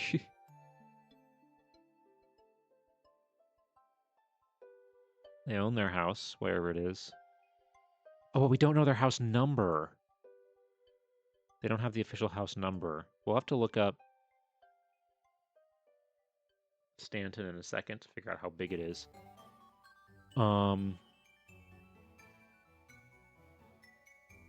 Okay, and then 1950 is going to be the last census we have for her.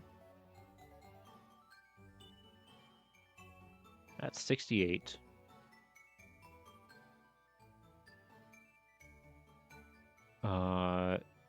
Thomas, Grace, and Lynn.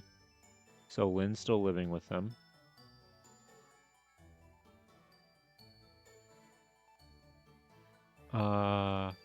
Wait. Proceeding north on Main Street.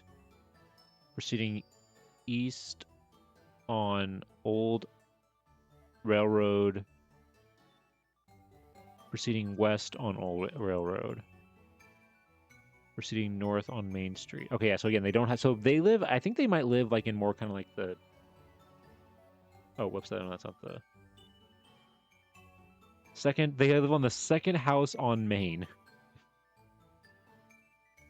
So, I mean, that's something, I guess. That's all they have to go off. They don't have it... They're far enough in the... They're more in a countryside that they don't have a house number. Banker. Yeah, he's still working as a banker at 74.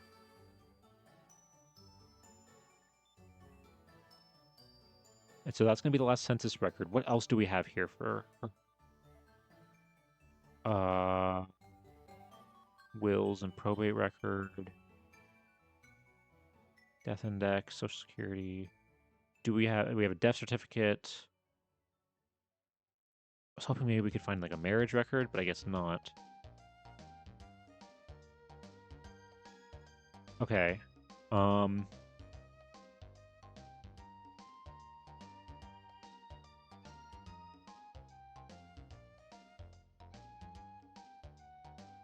Wait, no, this is a different thing. Hold on. What's this will one? Is this for her death or is this for something else?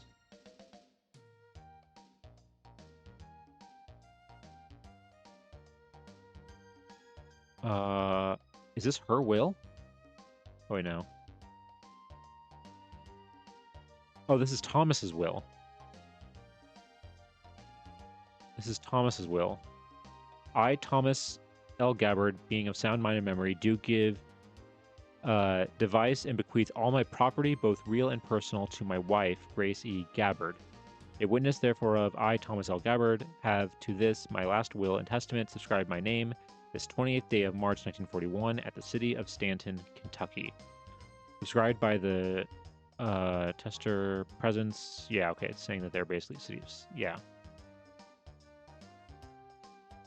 Okay, yeah, basically just saying that, okay, this is his will, saying that, I just want to see if maybe somebody else is there. No, okay. So yeah, basically he's saying that she's getting everything when he dies, which is not surprising at all. Because when did he die, according to this? 1959. And she died in 1966. Okay.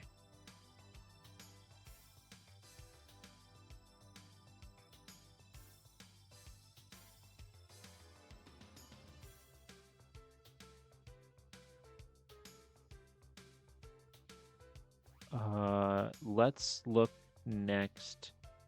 Let's look at her grave, actually, real quick. Let's look at her grave. See where she's buried.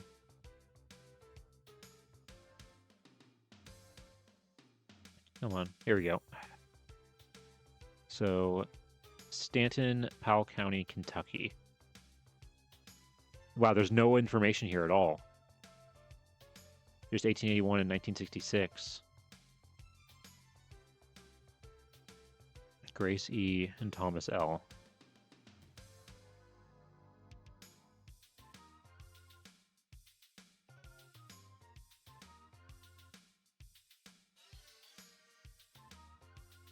Okay, so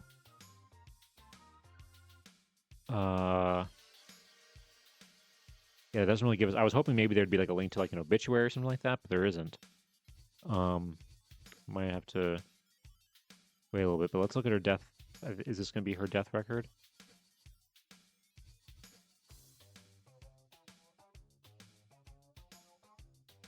Father's name, yes, F.P. Dalrymple, female, widowed, Gracie Gabbard. Place of debt,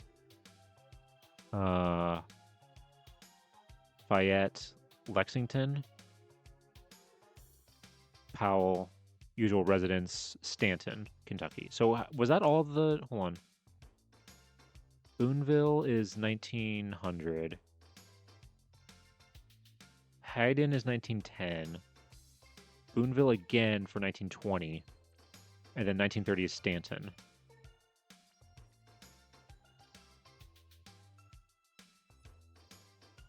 On Main Street again. Boonville is like the most Kentucky sounding like city name I think I've heard. That is the most, by far the most like Kentucky name ever. Then Hayden.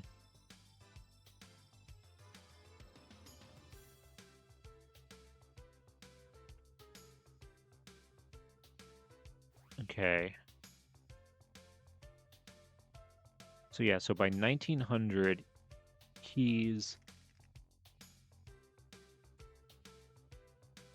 So in 1900, he is in here. But where is he? Hold on, wait. I want to look at his real quick. Do we have his... Okay, we have his 1880 census, but that's not really going to be super helpful. Yeah, okay, yeah, he's in Fillmore, Minnesota.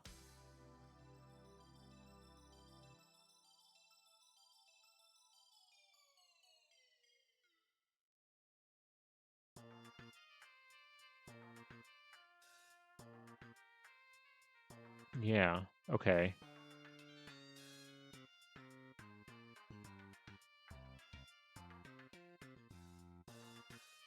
That's all we got. So by 19... Okay, yeah, 1900, yeah, he's there. Yeah, he's back in Pennsylvania in 1910. And then 1930, Dover, New Jersey.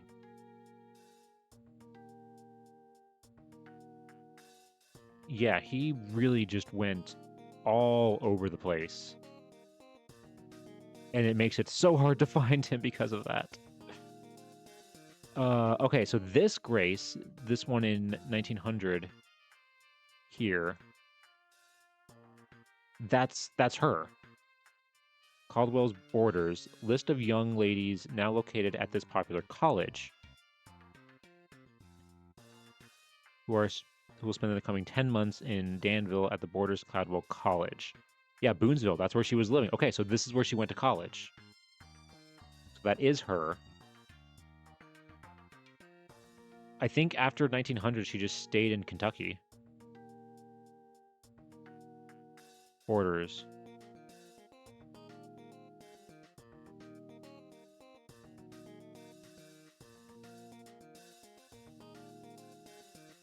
The Borders. The following young ladies are boarding students at Cladwell College. Grace Dalrymple, Chester, Illinois. Is that where she was living at the time?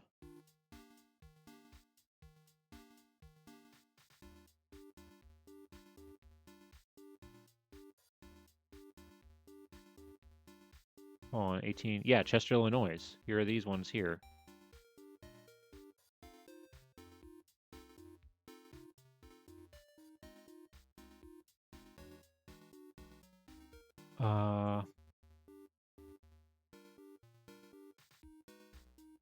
The following program will be referred to at the high school room at Washington's birthday. Singing by the school, opening address, E pluribus unum, Grace Del. Okay, so yeah, this is her doing recitation when she's in high school for Washington's birthday. And then what about this one? May 1897. High school. The botany class have begun to mount specimens. Highest averages. Senior class. Edwin Morse. Eddie Smith. Joe Adderley. Junior class. Carrie Gilster. Agnes Asman. Grace Dalrymple. Okay, wait. So yeah, so she... Wow, she was...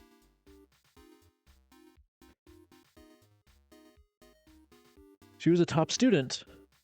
I feel like that's like been a common theme I've seen in a lot of these, is that the person in question has been like a top student.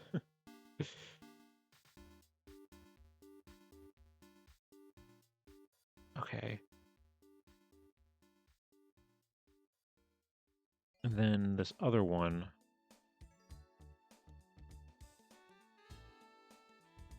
Last Thursday marked the 17th anniversary of Chauncey Stanley, and a number of friends proceeded to celebrate.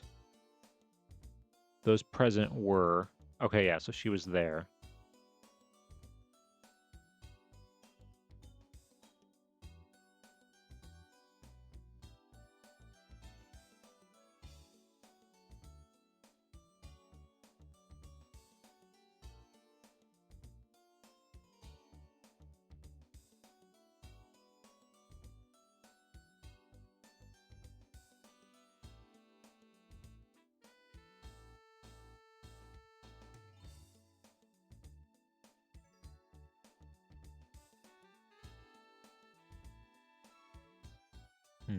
Okay.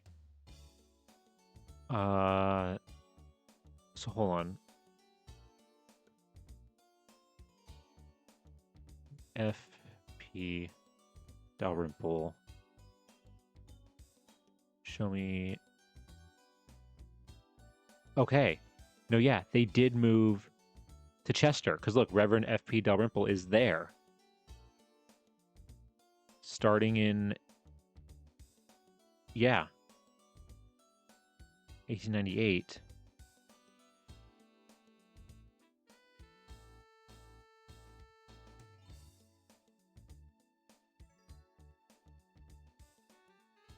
Dalrymple expects to return from a trip to California this week. Okay, that's not about his... I want to find something that's about his, like, church. Okay, 1895. Returned last Saturday from an extended visit to his father in New Jersey. Okay, yeah. So that's, again, proving again that this is the right person we're looking for.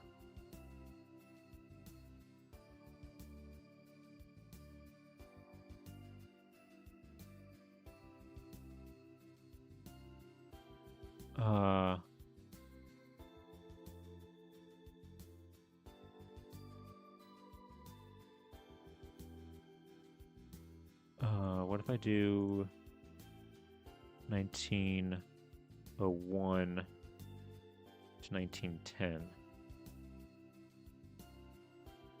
Nothing. 1920? Interesting. So wait, was he never a... Maybe he never did.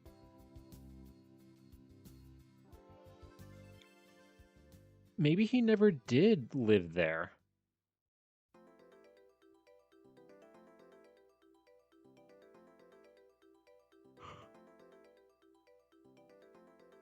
Okay, anyway, let's change this back to 1910. And let's change it back to Grace. Oops.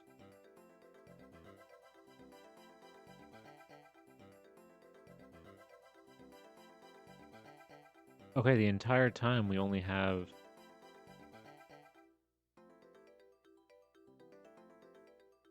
this one. Elliot. Grace. Okay, no, that's not the right person.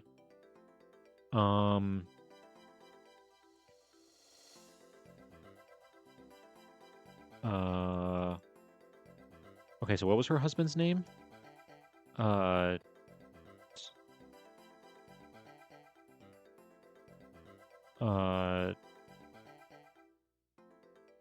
on. Gabbard.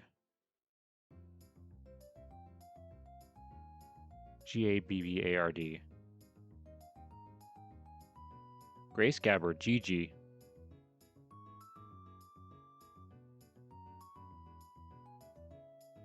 Okay, nothing. If I do Thomas Gabbard. Okay.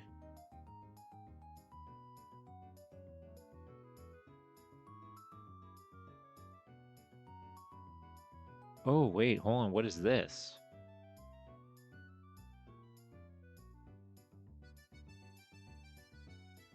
Sheriff Chin of Mercer captured Thomas Gabbard near Huttonsville and placed him in jail at Hardsboro.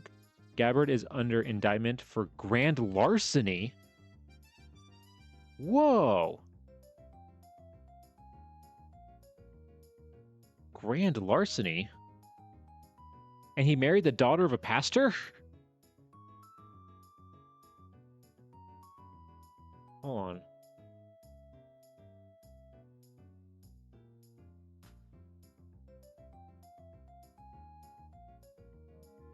So he was stealing stuff.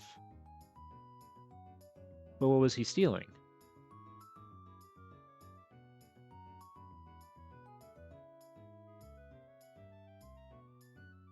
Okay, wait, hold on. What's this one? Gabbard gets 2 years. In a court Tuesday morning, Thomas Gabbard, white, age 22, was tried upon an indictment charging him with horse stealing and was given 2 years in the penitentiary. He served for 2 years. Wait, but he got... Is this the same Thomas Gabbard?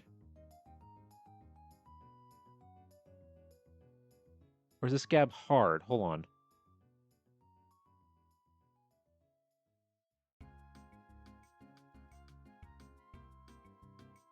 No, I think that's double B.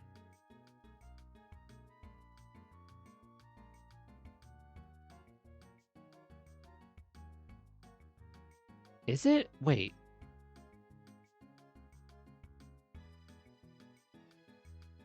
Or is that an H? No, that's a B.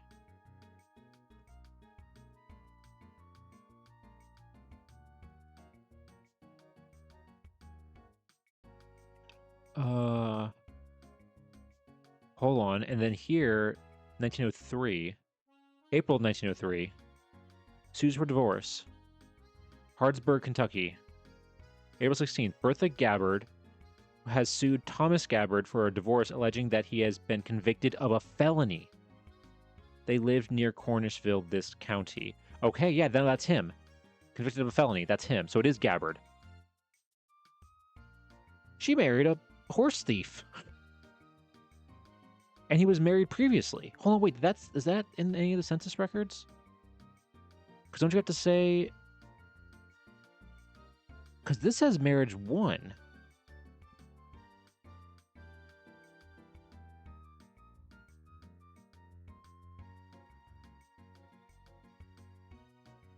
$1900, yeah, he's not married yet. Because hold on. He's 35 in 1910.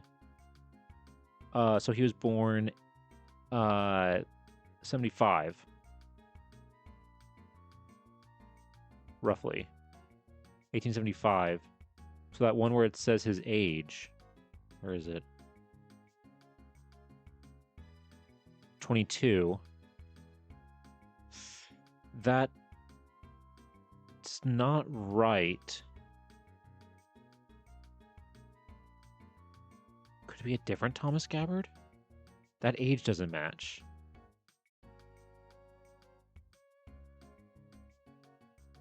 Oh, wait, yeah, because this is also talking about it.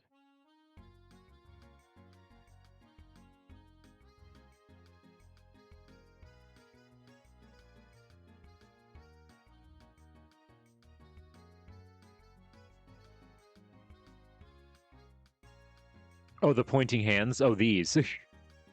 The pointy. I was for a second. I was like, What pointy hands? But it was like, oh yeah, these. They're very. They're like, look here, the announcements. They're right there. Look. I didn't even notice them at first. Okay, a thieving groom. Okay, hold on. In Harrisburg, Bertha Gabbard has sued Thomas Gabbard for a divorce. They were married July 1902. A dispatch to the Louisville Times says he stole the amount of money necessary to get married on, and then, after he had secured the money, stole the girl. A few weeks after they were married, he was arrested for stealing the money and also on the charge of horse stealing, and was tried and convicted in the circuit court and was sent to the penitentiary. His wife now sues him for divorce, alleging that he has been convicted of a felony. Whoa. So he stole money to try and get married to her. And the horse.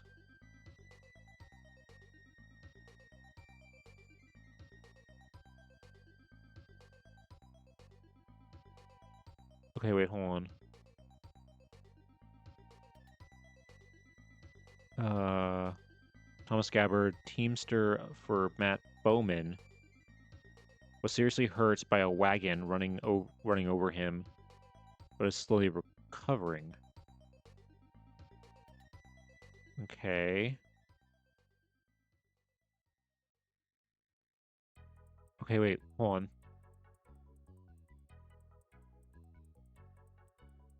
Gabbard.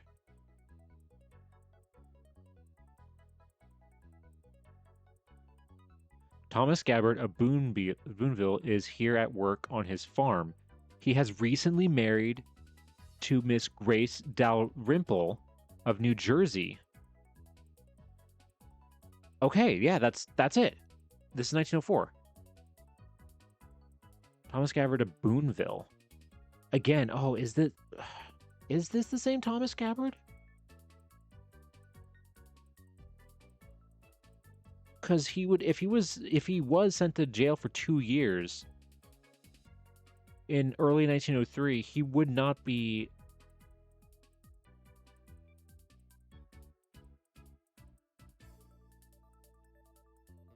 I think this might be a different Thomas Gabbard.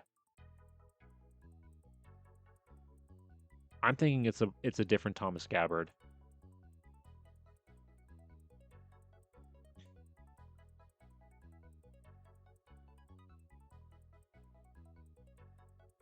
Hustonville.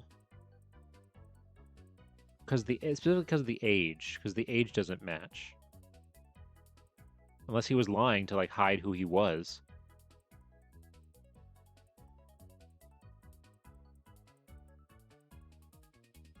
Which is entirely possible.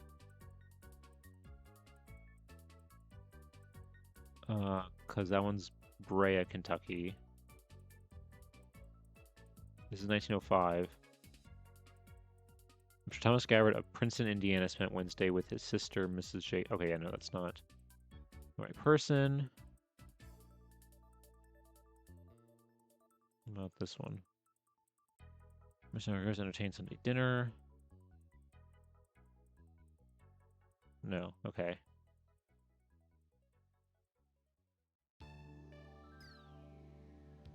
Okay, hold on, what about this one?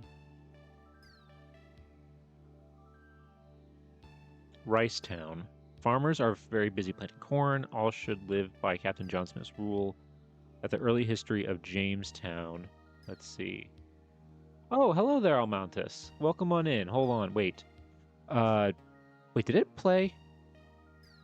Did the hello there play? I don't think I heard it. Either way, hello. Hold on. I need to give you hold on.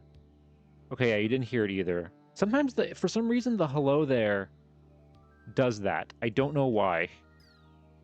The hello there doesn't work sometimes, but hold on. Please work. Awesome. All right. Yes. So please go check out Al. Uh,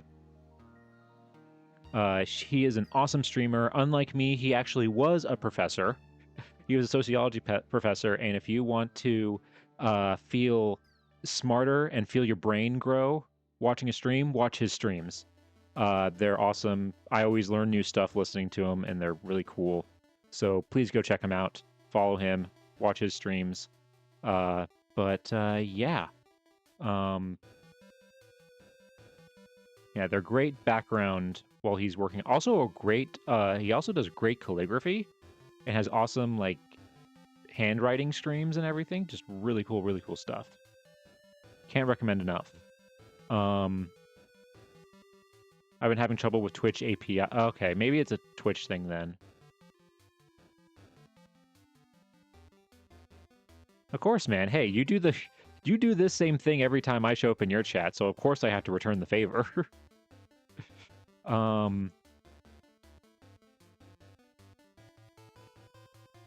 But so yeah, we're just to catch you up to speed.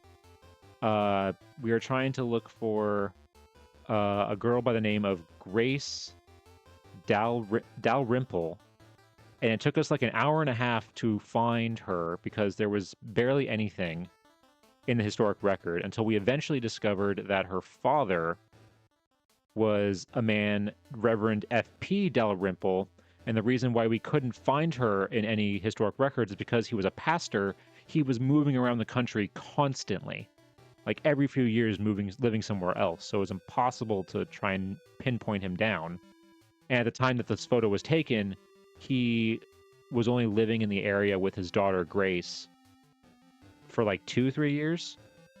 So yeah, just very hard. But we did find her, and now we know that she married a man by the name of Thomas Gabbard. Yeah, so Thomas Gabbard of Hayden, formerly of Boonville, was here this week looking to his farm. He expects to have the timber taken out soon. Okay, so this is only 1906.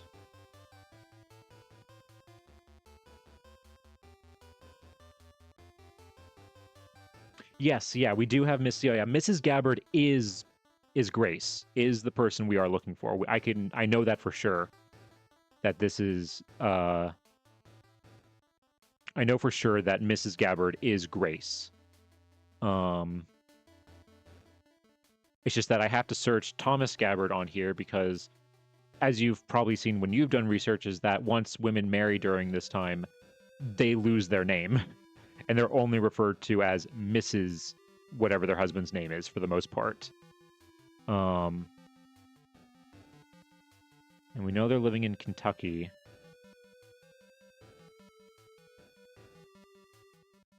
Let's see. Marriage licenses. Okay, this is a different Thomas Gabbard because this is. Yeah, this is a marriage record for a different. Okay, so I think, and this is 1906. So okay, I think that this Thomas Gabbard that we found earlier, that stole a horse, I don't think that's the same Thomas Gabbard. I think that's somebody else because his age doesn't match and the timing doesn't match, right? Because the horse thief would have been in jail at the time that we know that Grace got married. So yeah, I don't think this Thomas Gabbard is the right one.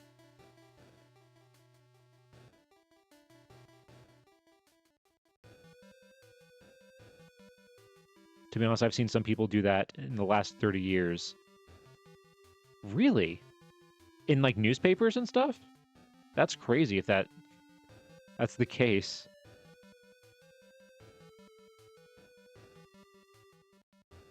Okay, wait, hold on. Let's look at this one. Kentucky corporations. The Pine Mountain Telephone Company of Leslie County with $3,500 capital stock. The incorporators are W.S. Eversole and Thomas L. Gabbard of Hayden. Okay, yeah, so he was... Okay, so he was helping make a telephone company. Because Thomas L., that is him, right?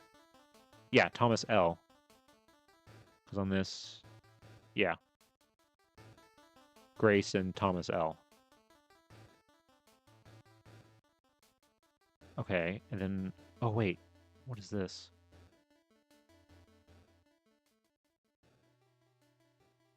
Horse thief admits crime to sheriff. Says that his real name is Thomas Gabbard of Mercer County. He did it again? Hold on. Okay, so this is not our Thomas Gabbard. This is not the one we are looking at. This is a different one. But this is the one that we found earlier, and this is saying that he was a horse thief again? Hold on, wait. On February court day, Albert Reed arrested a man giving the name Tim Royalty and placed him in jail on charge of horse stealing, he having 2 in his possession at the time of his arrest. An investigation showed that the horses he had stolen in Marion County near Lebanon, and the owners came here and identified the animals. The real Tim Royalty of Mercer County wrote the sheriff denying the charge, and today the alleged thief confessed to Sheriff Pruitt and gave his real name, Thomas Gabbard of Mercer County, claiming to be a member of a prominent family. He admitted his guilt and gave the name of his pal, whom the officers are now trying to locate. Okay, yeah, so he did it again. This is several years later. He stole horses again. Dang. Okay. Yeah, that's a different marriage license. Mercer County. Okay, yeah, no, that's the same thing.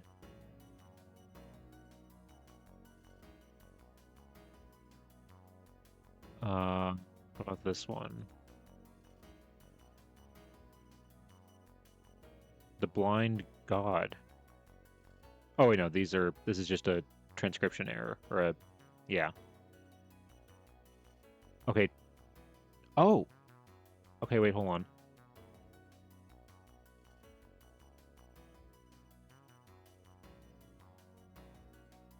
Oh, look at this! Wait! Oh my god, a patent! Hold on. Oh, wow, this is bringing me back.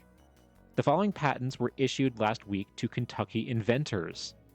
Thomas L. Gabbard, Hayden, which, yeah, that is where he was living in, what is this, 1910? Yeah, Hayden. This is the census record. And yeah, living in Hayden, right here. Hayden, combined ash pan and blower. Oh, remember when we used to look up patent inventors? That brings me back. If you are newer here, this is something that we used to do all the time. Before I started researching photos, I was doing research with patents, where I would find a cool old or weird patent and then research the inventor of it.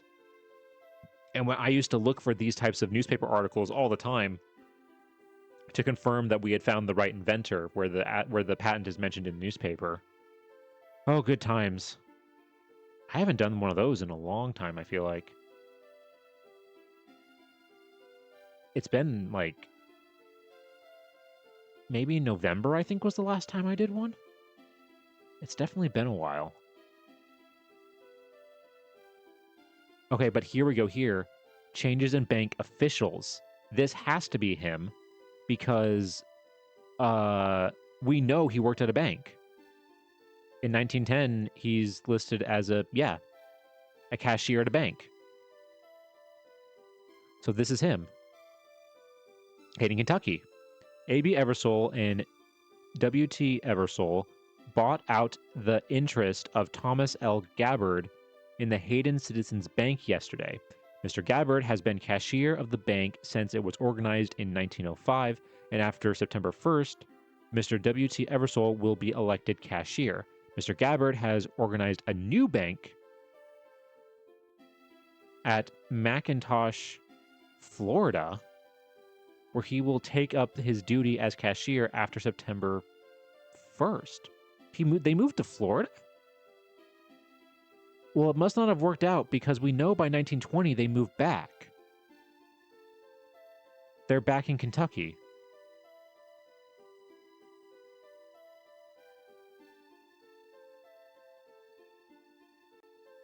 Hold on, wait. Eversol, is this saying the same? Yeah, this is just saying the same thing, that they bought out the bank.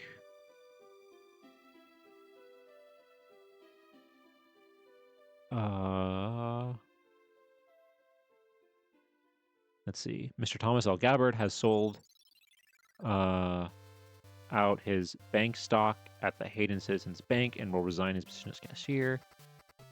He'll take charge of a bank in Florida. Yeah, okay, that's just the same thing. Article saying the same thing that we already know. Okay.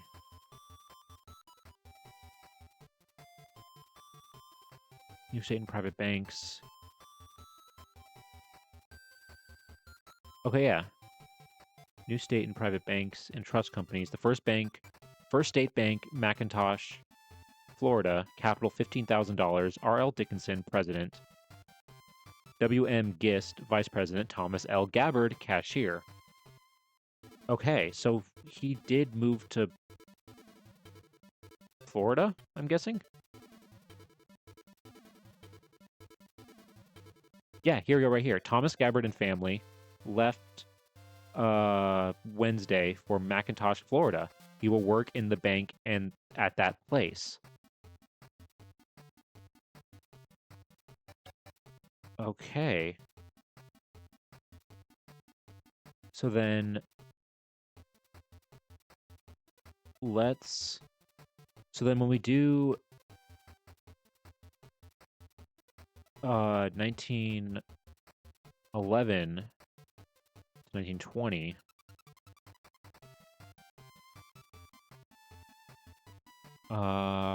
let's see, hold on, wait. Actually, let me look up Grace real quick just to see if she comes up at all. Nope.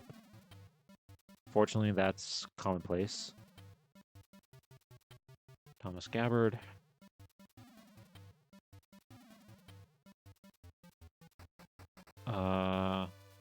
Okay.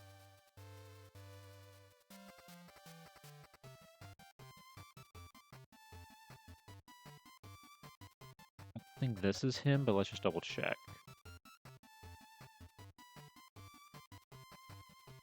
Compared to the children who... Okay, yeah, no, that's not. Because they're in Florida at that time. This is 1913 one.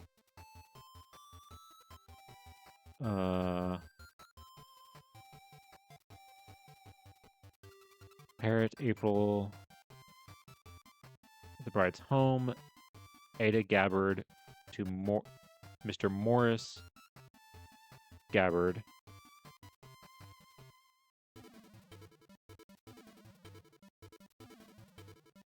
Wait, hold on, wait. Are they... The bride is Ida Gabbard, and the husband is Morris Gabbard. The bride is the daughter of Mr. and Mrs. G.W. Gabbard, the groom the son of Mr. and Mrs. Thomas Gabbard, both of this place.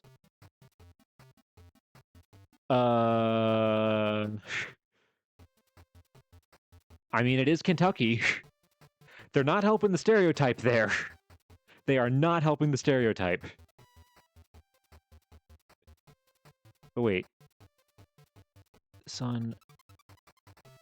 Morris. Wait, do they have a son? Is their son named Morris? They do have 3 sons. No, okay, so this is not our Thomas Gabbard. This is not our Gabbard family. But yeah, that's a different Gabbard family. But still, they're not helping the stereotype there. Cow Creek. Okay, yeah, no, this is her. That's Grace, Mrs. Thomas Gabbard of Boonville, and children are visiting R.W. Minter and family this week. Now, this is 1914, so it is possible that they could have, because it says of Boonville. It is possible that the bank could have failed that quickly and then they moved back.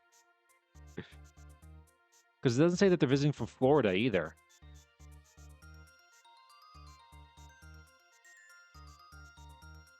Let's see.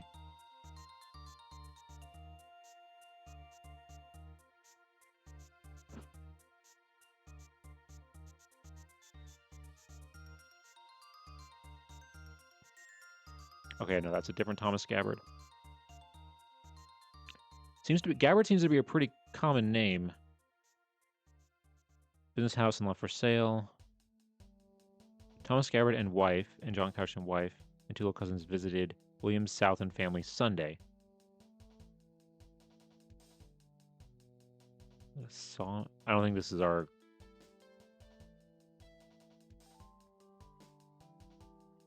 Yeah, this is not... I don't think this is our Thomas Gabbard. Okay, this is Thomas L. Gabbard, so this is, I'm pretty sure, is him. Are these new investments and new company? Yeah, new incorporations. The Botavia Oil and Gas Company, Boonville, capital $500, incorporators. Thomas L. Gabbard. Okay, yeah. So I think they're living in Boonville again. So I think that we'll look at Florida in a second, but I think that also means that the bank probably didn't go so well if, like, 3 or 4 years later they're back in Kentucky.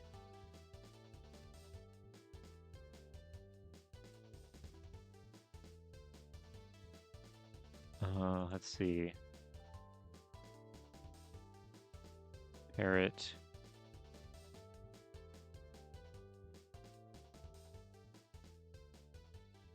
Okay, I know this is not our... Wait, yeah, what county is Boonville in again? Hold on. Actually, we didn't look. Where's Boonville, Kentucky?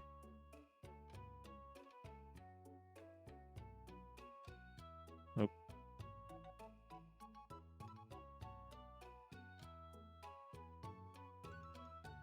Oh, wow. Middle of...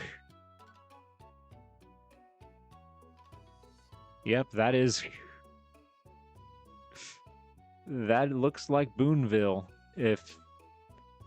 I said this earlier, Boonville is the most, like, Kentucky-sounding place name I think I've ever heard. Court Street, Mulberry Street...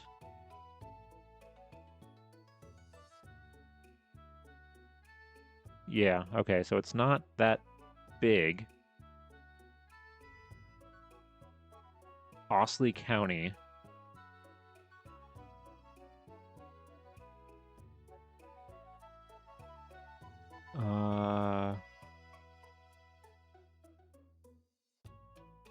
What's this one? Moberly was visiting relatives. No, okay, that's not him. And that's not him either. Okay. Let me look at Florida during this time. There's only one.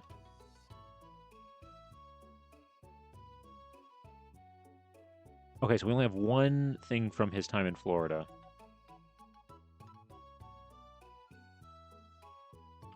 Thomas L. Gabbard, who has been creeping around on crutches for the past 2 weeks on account of rheumatism, is much improved and is beginning to get around like a young man again. Okay. And this is 1912, yeah, so this is when they would be living there. So they're still there by January of 1912, we can say. So likely something happened between 1912 and 1914. What was the name of the bank again? Hold on.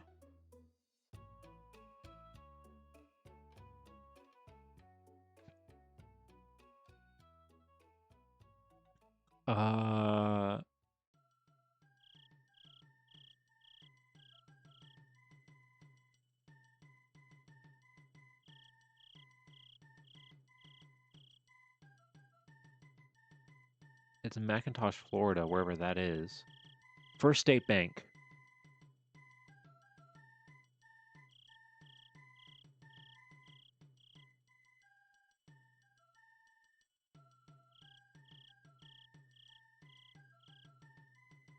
Whoops. First State Bank. This is probably going to give me 1 million, because it's probably a very common name. Yep. Where is McIntosh, Florida?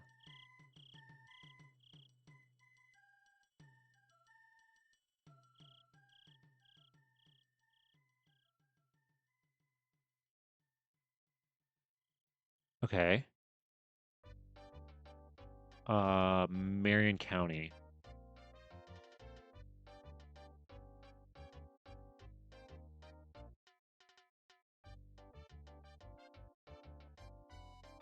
Uh,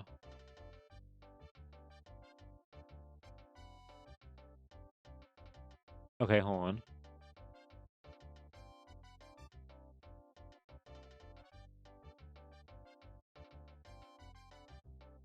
Okay, here we go. Yeah, the First State Bank of Macintosh is in full trim for business, and the people are finding it a great convenience. Okay, so this is it. Okay, maybe if I change it to Macintosh.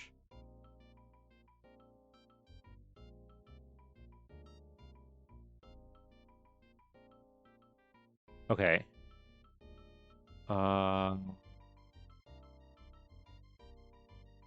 Maybe 1913? Did something happen to it?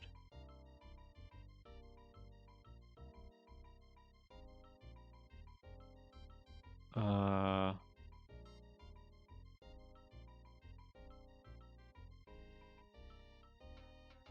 oh, wait, yes, right here. Hold on. 1914. Condensed statement of the condition of the First State Bank of Macintosh at the close of business December 3rd. Oh, wait, no. Okay.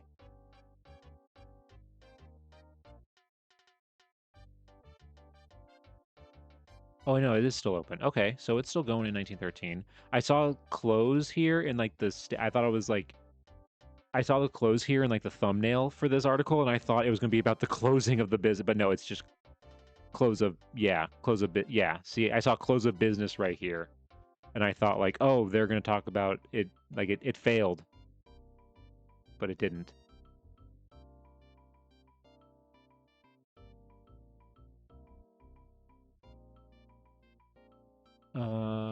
What is this one?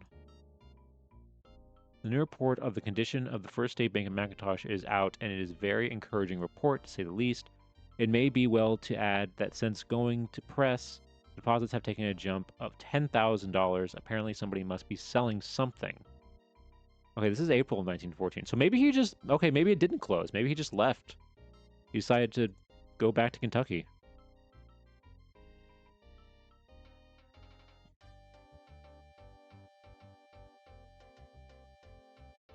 Yeah, they're because it's still open in 1917. So yeah, okay. So I guess I was wrong. It didn't close. He just for whatever reason he decided to come back. Okay, so let's go back to Gabbard, 1921, 1930, and let's go back to Kentucky.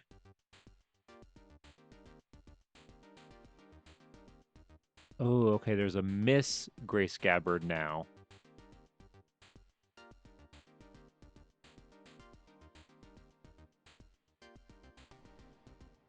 I don't think this is our Grace Gabbard.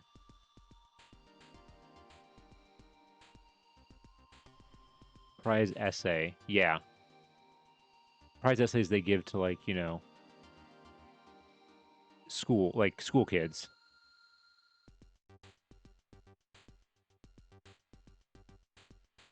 Okay, that's not good.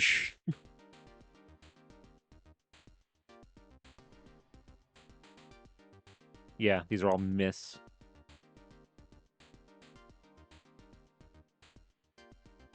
Yeah. Miss Grace, Miss Grace. Yeah, okay. This is all that. What if I do okay, Mrs. Thomas?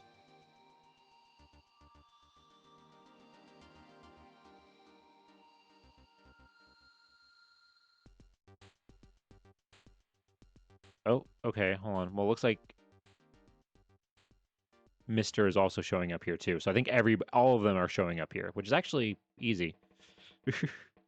Makes this a lot easier.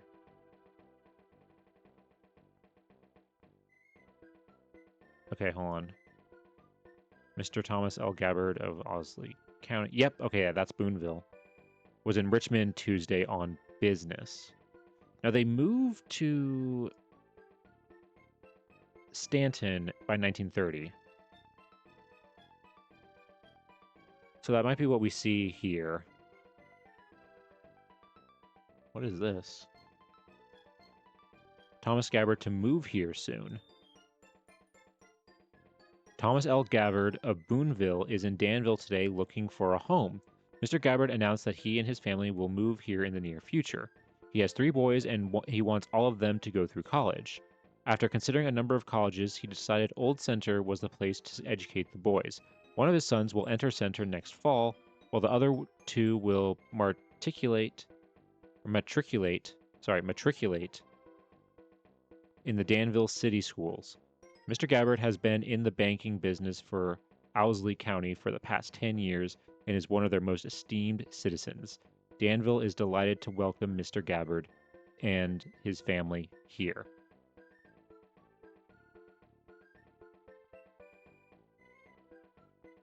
Okay.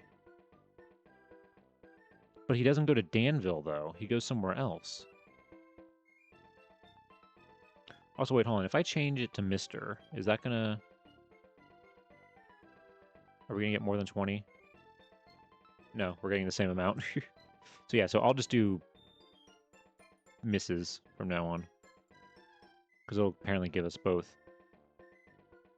That's 1922.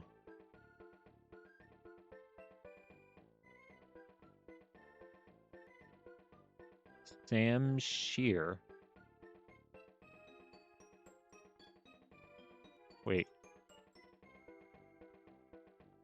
Sam Shear, retired farmer. He is survived by his widow, formerly Miss Lewis Clark. 5 daughters.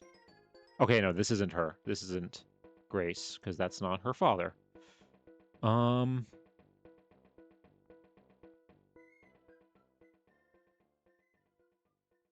Thomas Gabbard Jr.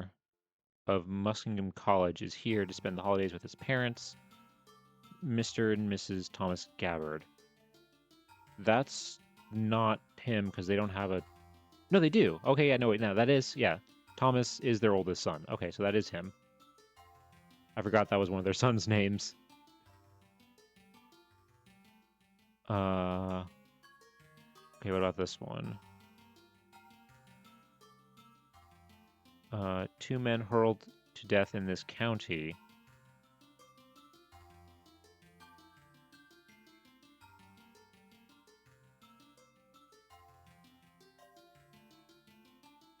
Oh wait, what? Okay, hold on. The worst accident we ever had in Powell County by automobile occurred on the Slade Hill Monday. About it says neon, but I'm thinking it's supposed to be 9. When a Chevrolet car belonging to James Sparks of Clay County went over an embankment a distance between 150 and 200 feet. Jim Sparks and Amos Hensley of Algiers, Clay County, were killed instantly, both 35 years old and married men. Oscar Woods, a brother-in-law of Sparks, Roscoe Campbell, and Alfred Green of Algiers were badly injured. While Ab Allen escaped with only a small scratch on his hand, it is a miracle that all were not killed. Doctors Center and Lockhart notified Judge Dickerson, who, with County Attorney John D. Atkinson, came to the scene.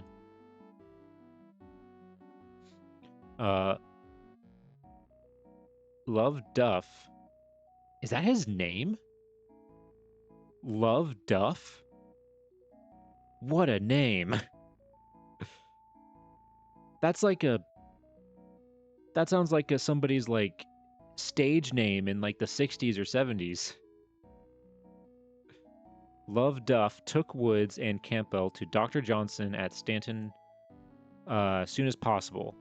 Elise Duff took the other 2, and an ambulance was called, and the 2 dead men and 2 most seriously wounded were removed to Winchester, while Allen and Green returned to Slade and were cared for by Mr. Hoskins and his mother, Mrs. Lucy Hoskins, who had lived neighbors to them in Clay County. Allen and Green said they started around the curve, and the car came near striking them, and Sparks, to avoid striking another car, swung out near edge of cliff. He succeeded in keeping front wheels on the road, but the rear wheels went over. Sparks was an expert driver, had driven a car in every state in Union, but was sent into eternity almost without a moment's warning. They were on their way to Cincinnati to work. It is thought all the injured will recover. The dead men's bodies were embalmed at Winchester and shipped via Bettyville to Clay County. Luther Morgan came to Clay County to accompany the bodies home. Mr. T.G. White of Clay City and Mr. Thomas Gabbard, cashier of Powell County Bank, were notified, and they knew some of the men and gave valuable assistance in notifying the relatives. Okay. So that's what that is. Okay. That's what all that was about. It was about Thomas, yeah.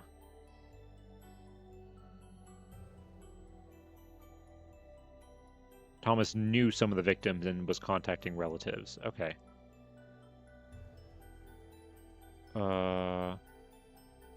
Okay, this one. What is this? Natural Bridge Park discussed. Mr. Thomas Gabbard of Stanton tells advantages of park to Winchester. Oh, wait. Okay, wait, hold on. So, yeah, so now he's living in Stanton. And let's look up where Stanton is real quick. Stanton, Kentucky. Okay, yeah, Clay City. Okay, that makes sense. Powell County. All right.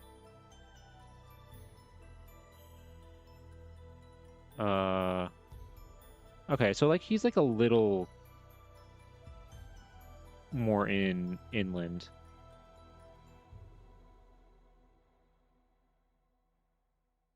Okay, but what is this, though? They're making a... He wants to make a... Okay.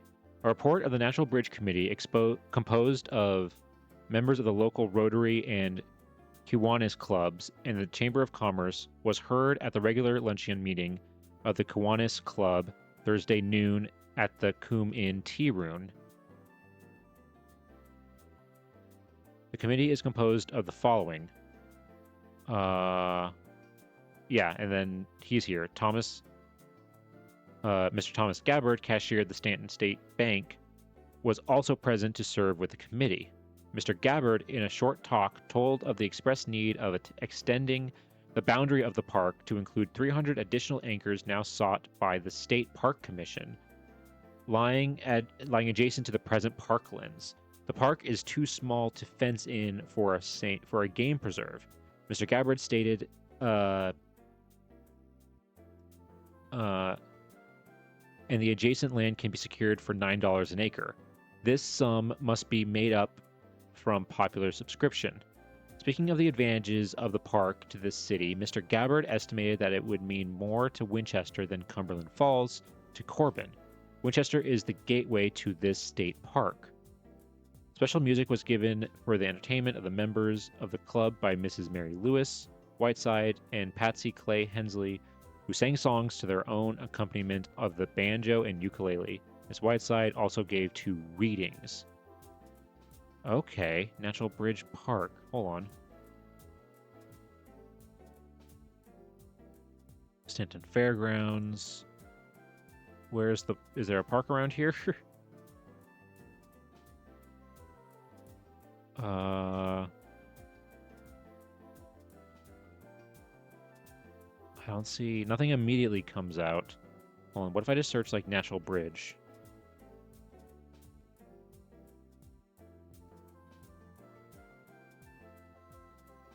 Natural Bridge State Resort? Oh, over here. Yep. Natural Bridge. This is it. Okay. Yeah, they said it's the entrance, but it looks like the state got it because it's now a state resort park. Is that an airplane? Oh, I think it's just flying over. I think that's just a plane flying over on like the satellite. Or wait, hold on. If I go here. Oh, wow. This is a very dense forest. Okay, wait. So where's the natural bridge part? Here?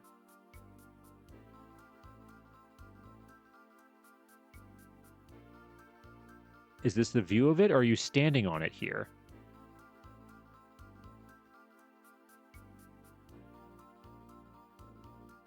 I think you might be standing on it here.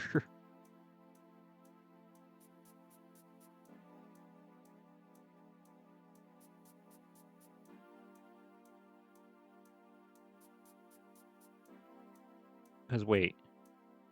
Yeah, okay, this is the National Bridge. This is it.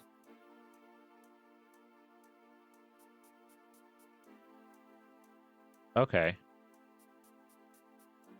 Wow, it really does look like a bridge. Did they like...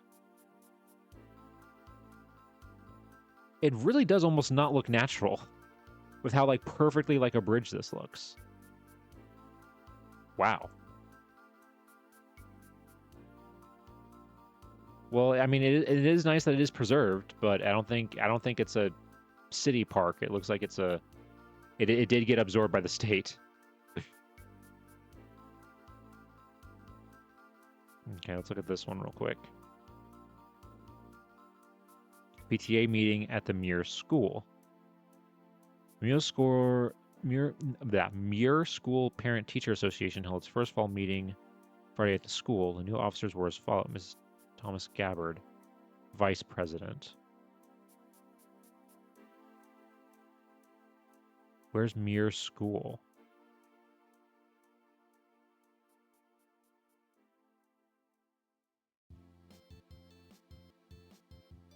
Is there a Muir School here?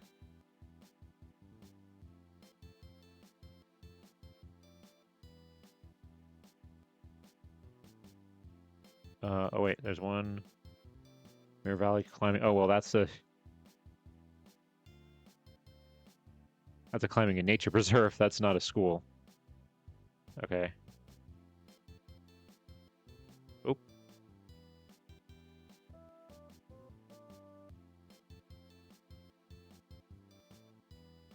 Let's go back to Stanton.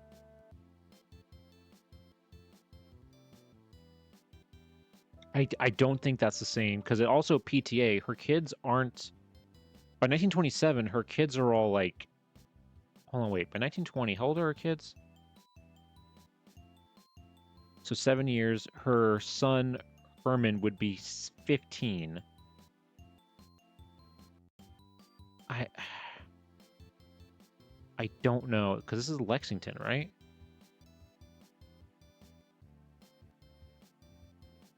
Yeah, this is Lexington. I don't think this is her.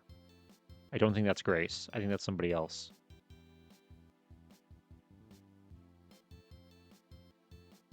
Because I think we want the ones that are like Clay City.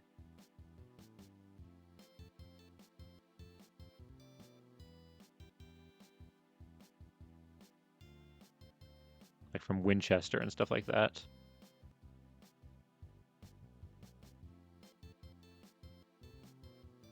Local Kiwanis sponsors met. Oh wait, yeah, here we go. Celebration to be held at the Natural Bridge State Park, August 21st. Large crowd expected. 1,000 acres added to park. There we go. Look at that. They got it. On Wednesday, August 21st, a celebration will be held at the Natural Bridge State Park, endorsing the successful effort of the Winchester Kiwanis Club in cooperating with Mr. Thomas Gabbard and other prominent citizens of Powell County in purchasing 1,000 acres to be added to the grounds or turned over to the State Park Commission. The deed for this boundary of territory will, with appropriate ceremonies, be turned over to the State Park Commission on August 21st. Many prominent speakers from all parts of central Kentucky will be present. The following are among those invited. Oh, Governor of Kentucky. Look at that. Flem D. Sampson, Governor of Kentucky. W.R. Cole, President of Louisville National Railway Company. Okay.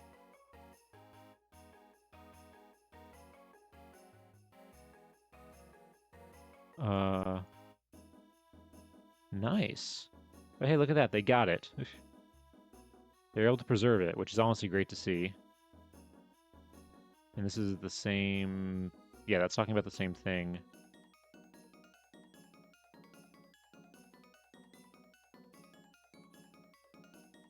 Yeah, big celebration. Yeah, this is just the same thing. All these are the same thing. They're all talking about this event. Mrs. Thomas A. Gabbard. Okay, that's not our Thomas. Okay, this one might be, because it's Clay City.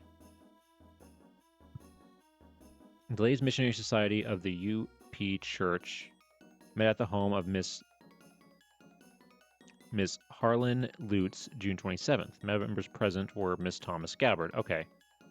Yeah, this is, I think, yeah, Clay City, because Clay City is right next to where... is right next to Stanton.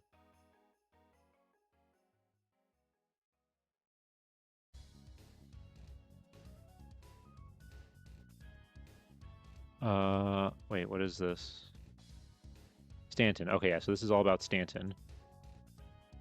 The Ladies Missionary Society met at the home of Mrs. Guy Fraser, July 25th. Leader, Miss Elizabeth Thomas. History of the Home Mission in Pacific Northwest.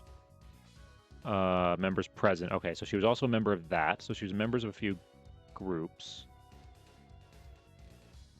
Yeah, the Ladies Missionary Society.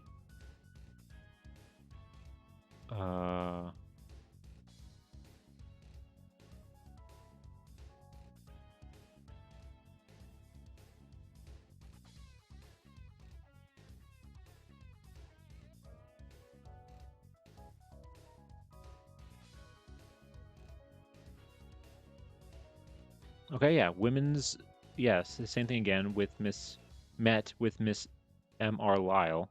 Leader, Miss Thomas Gabbard. Subject, notable, notable women and Indian girls who have achieved success. Oh, great. I mean, well, the words used aren't the best. To put it, I mean, at least they're talking about people like who have achieved success, but I mean, huh.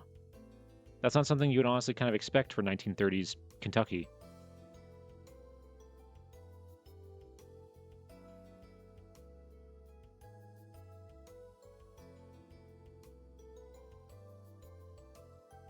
Huh.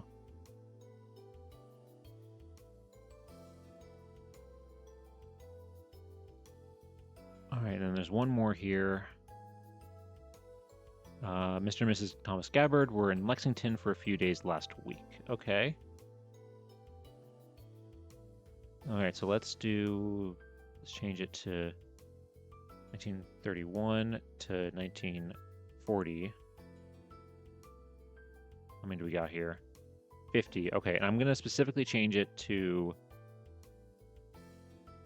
Powell County, because that way we'll know for sure that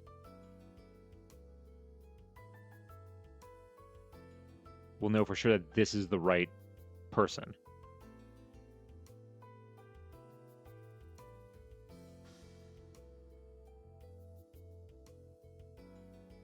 Oh, and we're getting see, now we're also getting Mrs. Thomas Gabbard Jr.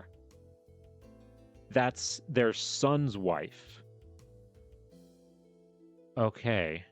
So we gotta look out for that now, too.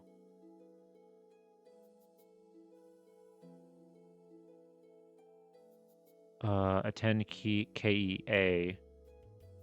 Oh, yeah, no, Mr. and Mrs. Thomas Gabbard Jr. again. Thomas Gabbard Jr. This one doesn't say Jr. Mr. and Mrs. Thomas Gabbard and Dora Dale of Hazard spent the weekend with Mr. and Mrs. A.W. Faulkner. Okay.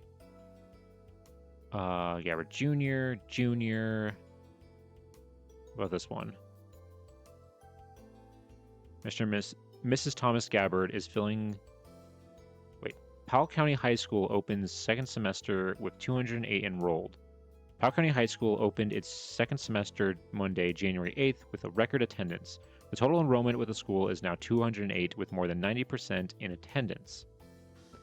A few more are expected to enroll before the end of the week. Mrs. Thomas Gabbard is filling the vacancy created by the resignation of Judge Malcolm Strange, and Mrs. Strother Hall succeeds Miss Elizabeth Hamilton as secretary and librarian. Miss Hamilton has enrolled in the University of Ohio. Oh, so she was helping run the school. Huh.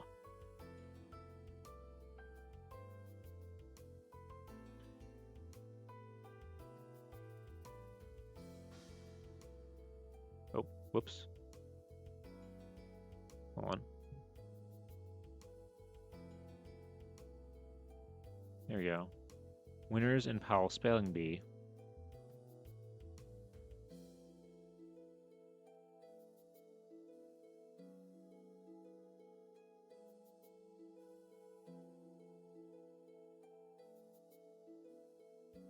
Wait, hold on. This is a spelling bee, but it says down here, Dr. Tidar Woodford of Alvin Drew High School acted as judge of the spelling bee, and Mr. Thomas Gabbard, teacher of science in Powell County High School. That's... I don't think that's our guy. Because he's never a teacher. He's still a banker at this time. Because in 19... Yeah, bank. And then 1940... 1940, he's still working at the bank. Yeah. So I don't think this is him. I think that's a different Thomas Gabbard.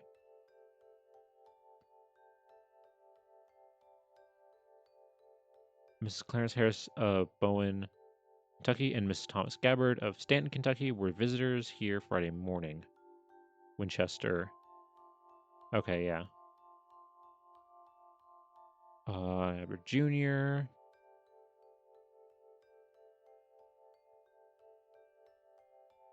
What about this one?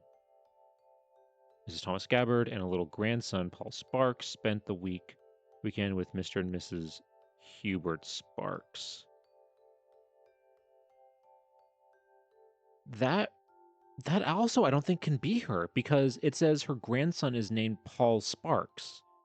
Their last name is Sparks, but Grace and Thomas only had boys. They had 3 boys. So their grandkids would all be Gabbards. So again, I think there might be another... Oh my god, that makes this even more confusing. That there's another Thomas Gabbard possibly in this town. It's Thomas Gabbard Jr. Okay, yeah, no, that's not.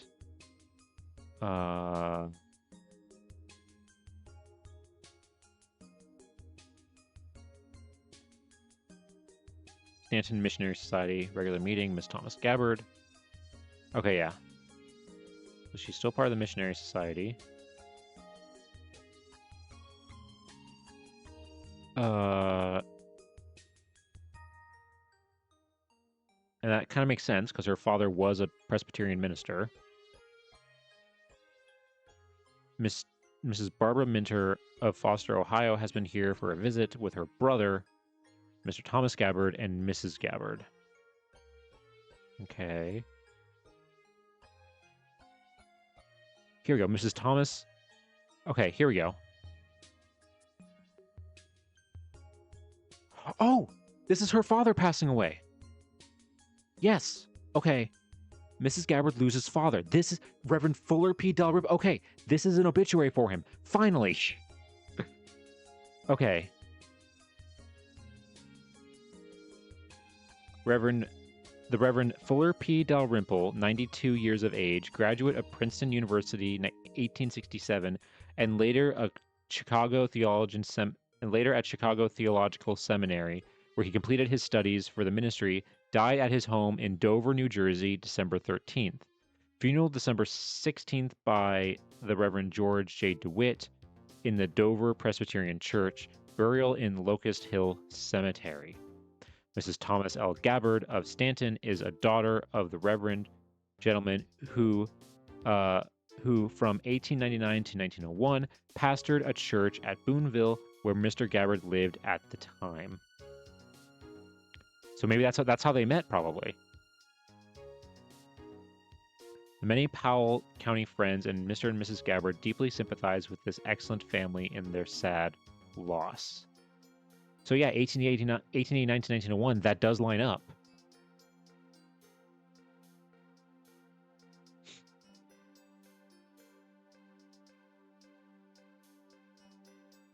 Okay. If I change it to Mr., do we again need to changes? No. Okay.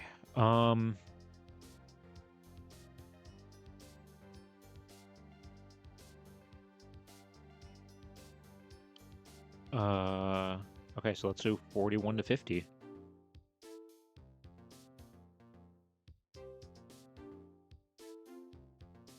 Oh, interesting.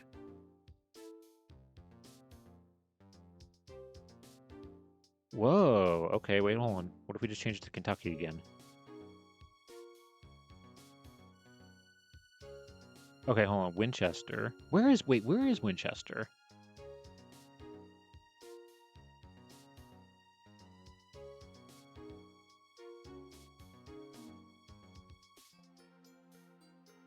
Clark County. Okay, it's closer to... Okay, it's up here. It's close by. It's closer to Lexington.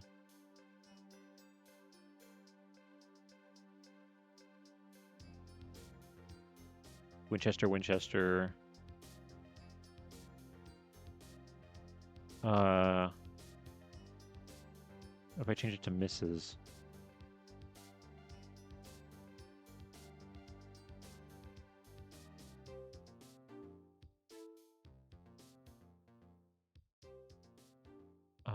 Okay.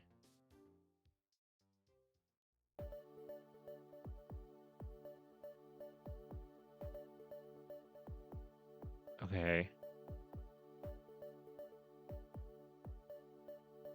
Let's look at Clark and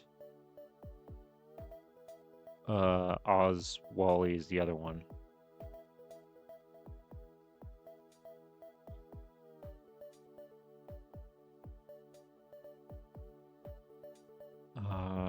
Stanton, yeah, this is right.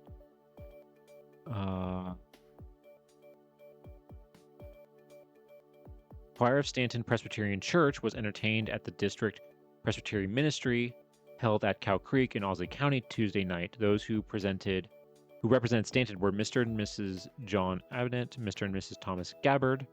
Okay, yeah, no, that's her. Because her father was Presbyterian minister, so yeah, that's her. So she was still involved with church stuff.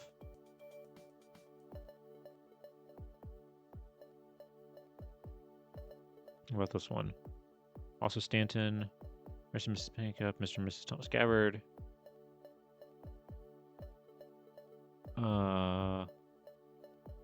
Attended a picnic at Skybridge Wednesday night. All these people attended a picnic. Okay, that's what they're saying.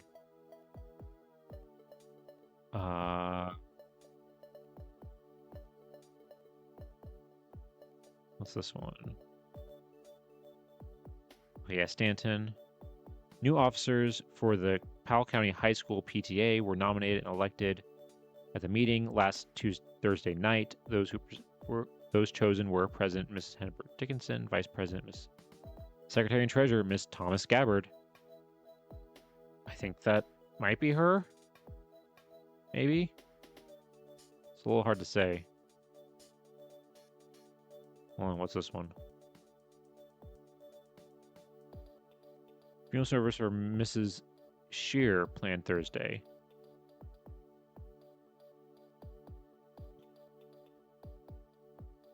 Oh, wait, no, yes, this isn't her. Because this is saying her okay, this is an obituary for a woman named Luvicie Clark Shearer. Surviving our 4 daughters. Yeah, no, that's not her.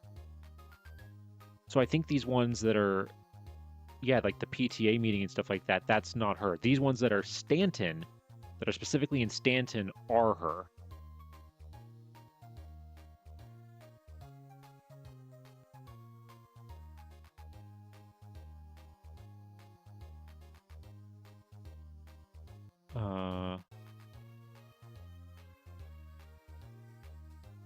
Mr. and Mrs. Rex Gabbard.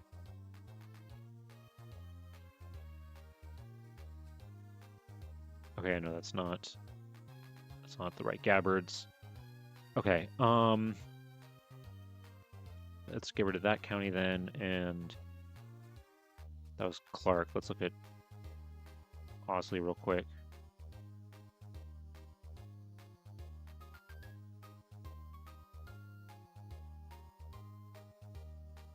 Okay, hold on. So this one, Mr. and Mrs. Thomas Gabbard and Mr. and Mrs. Thomas Gabbard Jr. of Stanton passed through here Tuesday on their way to Cow Creek to attend the Buckhorn Presbytery. Okay, yeah, so that's them. That is them.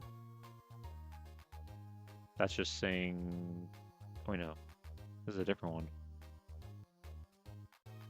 Mrs. Thomas Gabbard Sr. and Jr. and Lynn Gabbard of Stanton were visiting here. So, yeah, that's Lynn. Lynn is their... Yeah, that's them. Lynn is their son. Then what's this one? Cow Creek by H.F. Gabbard. Mr. and Mrs. Thomas Gabbard and son and daughter-in-law, Mrs. Thomas Jr. of Stanton, Mr. and Mrs. Charles Seeley, and Mr. and Mrs. Eugene Gabbard of Boonville attended the program at Athena Church Sunday. Okay, so yeah, they're definitely doing church stuff. Where's Fayette County?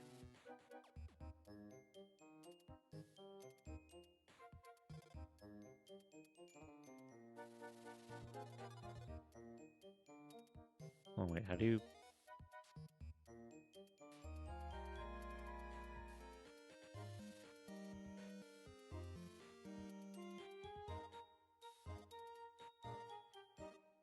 Where is that?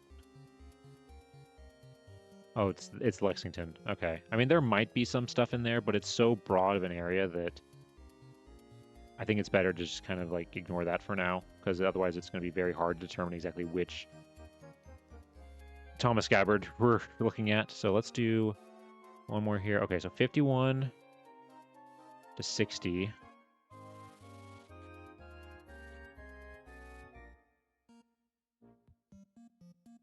Okay, yeah. Fayette County, Clark, Franklin Lee.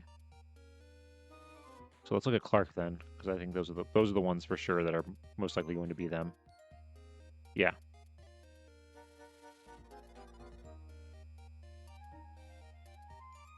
Yeah, Grace is not going to bring up anything.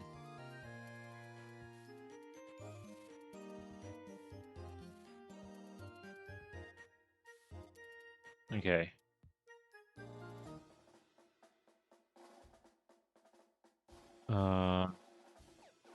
Mr. and Mrs. Gabbard entertained with dinner. Mr. and Mrs. Rex Gabbard attended dinner Sunday at their home in Clark County. Guests include Mr. and Mrs. Cash, Mr. and Mrs. John Gabbard, Mr. and Mrs. Elmo Gabbard of Levy, Mr. and Mrs. Tom Gabbard of Stir. Okay, no, that's not. It's not her. Again, if it says Stanton.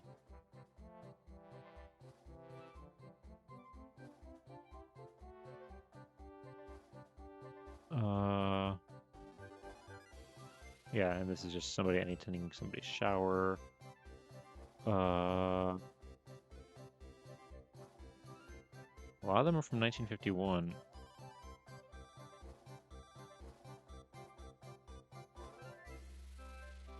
Yeah, Mount Sterling. Yeah, that's not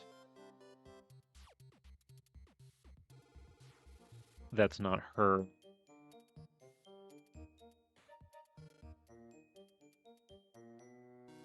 Mr. and Mrs. W.L. Cash, Irvine, and Mr. and Mrs. Thomas Gabbard, and daughter Lynn. Okay, I know. That's not them.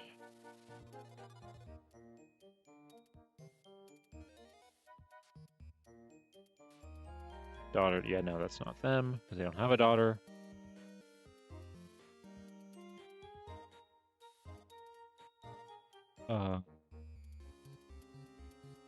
Nope. Okay, so yeah, all these ones that are like with Rex Gabbard and all that are not them. Okay, news of interest in Stanton and Clace. There we go. This is them. Let's see. Mrs. Shirley McIntosh has been appointed chairman of the local Red Cross chapter to replace Mrs. Harry Pete, who resigned last December due to her prolonged absence in Florida. John Harrison has been appointed blood chairman to replace Mr. Thomas Gabbard, who recently resigned. Anyone in Powell County wishing to receive Red Cross blood should call John Harrison, phone 2191 Stanton. Okay.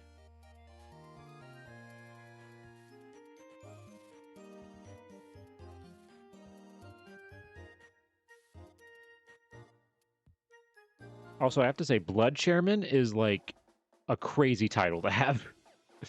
That is a really cool title to have in general. Okay. What about this one?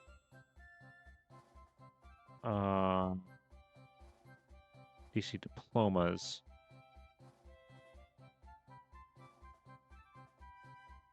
Okay, I know that's not who we're looking at. Okay, here we go. Thomas L. Gabbard, president of Powell County Bank, has been appointed county agricultural chairman of Powell County for the Kentucky Bankers Association by Mr. Spears Truly, or Tourley, president of the Bankers Group. So he was president of the bank at this point. Wow. And I guess we don't have any Powell County newspapers from this time, so that's why we're not getting as much.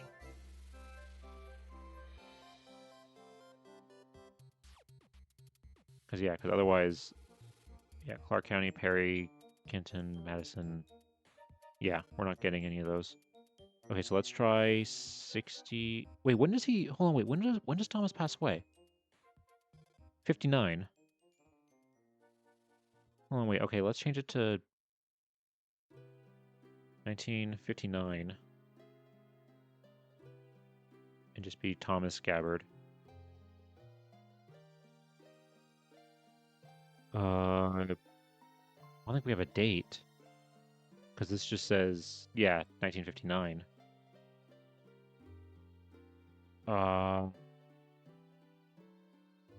Lexington. Here we go. Thomas L. Gabbard dies at Stanton. Thomas L. Gabbard dies at Stanton. Thomas L. Gabbard, 83, president of the Powell County Bank, died at noon today at his home here. He was a member of the Stanton First Presbyterian Church and the Staten Masonic Lodge 352 F and AM. A native of Owsley County, he had been associated with the Powell County Bank since 1922 when he first served as cashier. He was later elected president of the bank. Surviving are his wife, Mrs. Grace Gabbard, 3 sons, Thomas F. Gabbard, Lynn D. Gabbard, and Herman H. Gabbard, all of Stanton, 2 grandchildren. Funeral services will be conducted at 1 p.m. Saturday at the First Presbyterian Church by the Reverend David Rule. Burial will be in the Stanton Cemetery. The body is at the Hearn Funeral Home, where friends may call after 3 p.m. Friday.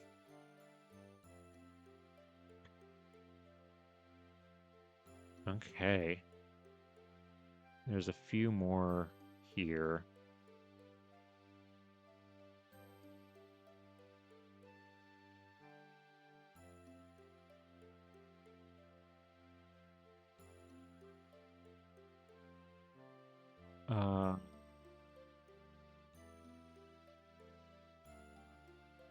Is this a... Hold on, what is this? Oh, no, this is a different Thomas Gabbard. Completely different Thomas Gabbard. I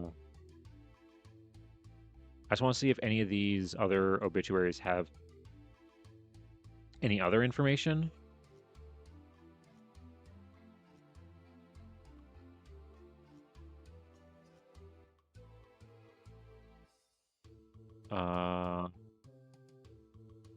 Detailed count appears elsewhere in the Herald. Okay, yeah, no, that's... Okay, yeah, no, that's just... That's a little, like, blurb talking about it. Does this one have any more information?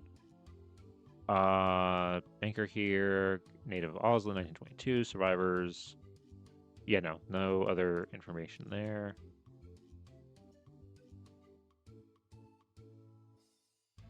What about this one? Thomas L. Gabbard dies in Stanton. Banks survives his wife. 3% funeral services.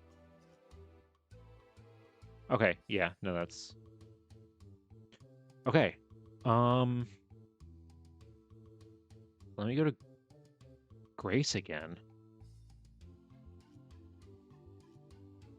Yeah, that's just that one article that says her name, Grace Gabbard.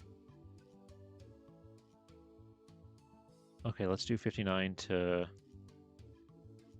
When did she pass away? 1966. So let's do 67 just to be...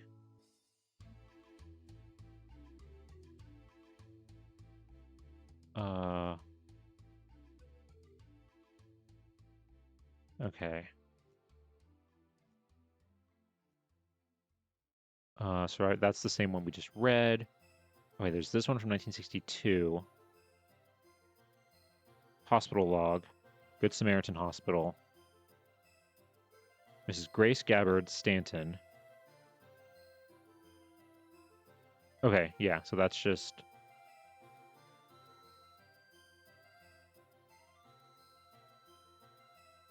That's just saying that she was in the hospital at that time. Sorry, I just wanted to check something real quick. Make sure I didn't miss something from earlier. Okay, no, I didn't. Okay, I wanted to double check to make sure that there weren't any house numbers on any of their houses that they lived in. And there aren't any house numbers because they lived so much in the country that like their houses don't have like address numbers. So unfortunately, it's not really possible to find them on Google Earth nowadays. Okay, 1964. Miss Merrill Dunsill. Survivors are 4 sons, 2 daughters. Okay, that's Mrs. Grace Gabbard. This is not, yeah, this is not the same person.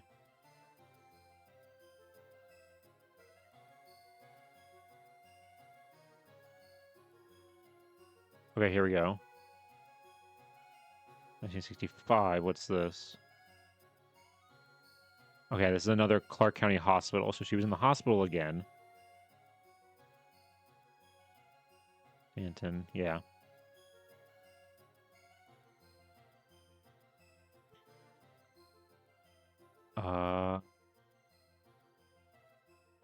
What is this one? Is this another hospital thing? Yeah, this is just the same thing. Because it's literally a day later, so yeah, it's just the same thing. And this is her saying that she's dismissed a few days later. And was she admitted again?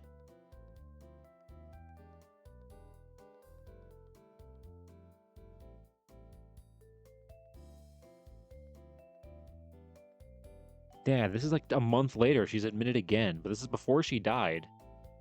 The year before she died, because she died in 1966. Here we go. Okay, yeah, May. This is it.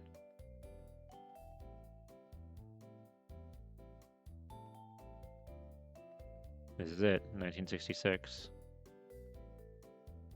All right, so let's read this. This will be one of our last things. Mrs. Grace E. Gabbard. Mrs. Grace E. Gabbard, 84, widow of Thomas L. Gabbard, Stanton banker who died in 1959, died at 12:45 p.m. Sunday at Good Samaritan Hospital, Lexington, after a long illness. She was a native of Minnesota but had lived in Powell County since 1922. She was a member of the Stanton Presbyterian Church. Survivors are 3 sons, Thomas F. Gabbard, Lynn D. Gabbard, and Herman H. Gabbard, all of Stanton. 2 brothers, Lynn H. Dalrymple. She named one of her kids after her brother. Maplewood, New Jersey.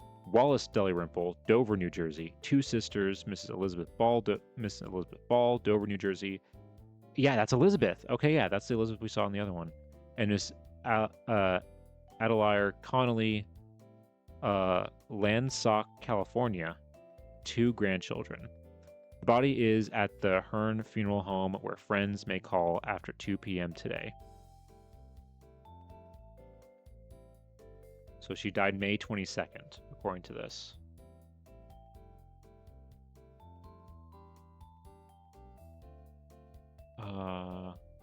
That's just the same article. Is this the same article? Source of Miss Grace Gabbard, who died Sunday afternoon, will be conducted at 2 p.m. today at the Stanton Presbyterian Church by the Reverend David Rule. Burial will be in the Stanton Cemetery. Bearers will be H.G. Pennycuff, Bill Harrison, Morgan Tipton, Clarence Harris, Shirley McIntosh, Robert Owen, Tom Knox, and Strother Paul. The body is at the Hearn Funeral Home. Okay.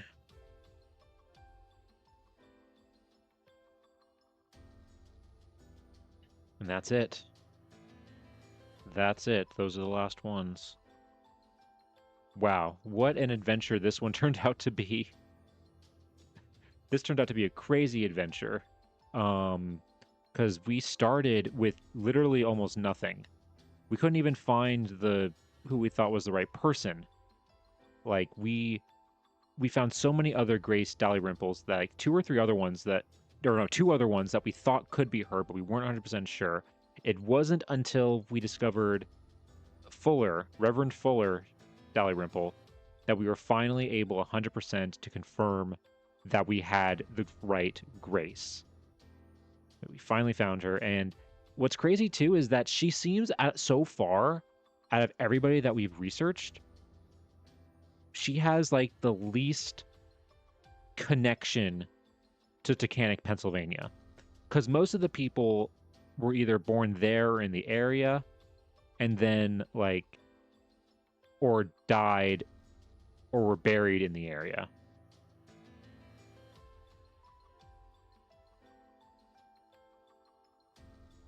Like, yeah, they were either born or grew up there, or like born nearby, but then like, I feel like out of it, but I feel like she spent the least amount of time there out of everybody else, because she was only there, it seems like, for like a year or two when her dad was assigned there, roughly. But I don't think she was living there in 1888, because her father is still, which I think the newspaper article that talks about it is lost in all of this. I have so many tabs for all the different ones here. Oh yeah, we can get rid of this one because we know that's not the right person. Yeah, we can get rid of these ones.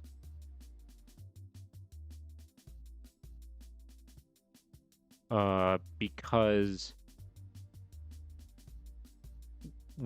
this is by far the one that has had the most places, because because we had to look up stuff in Pennsylvania, Illinois, Wisconsin, Minnesota, Iowa, Kentucky, and Florida. Like, I think this is the one that we've had to look up the most places. Before, I think the most we had before that was just like 2 or 3 states. So yeah, this was a crazy adventure. And also, I'm proud to say that with that, and I'll fill this out once, we're kind of done here with stream and everything. With that, with Grace found and researched, we are officially halfway through this project. We have researched 12 of the 24 people on this list. And it's crazy that we're only halfway. Oh, God. It is so crazy that we're only halfway.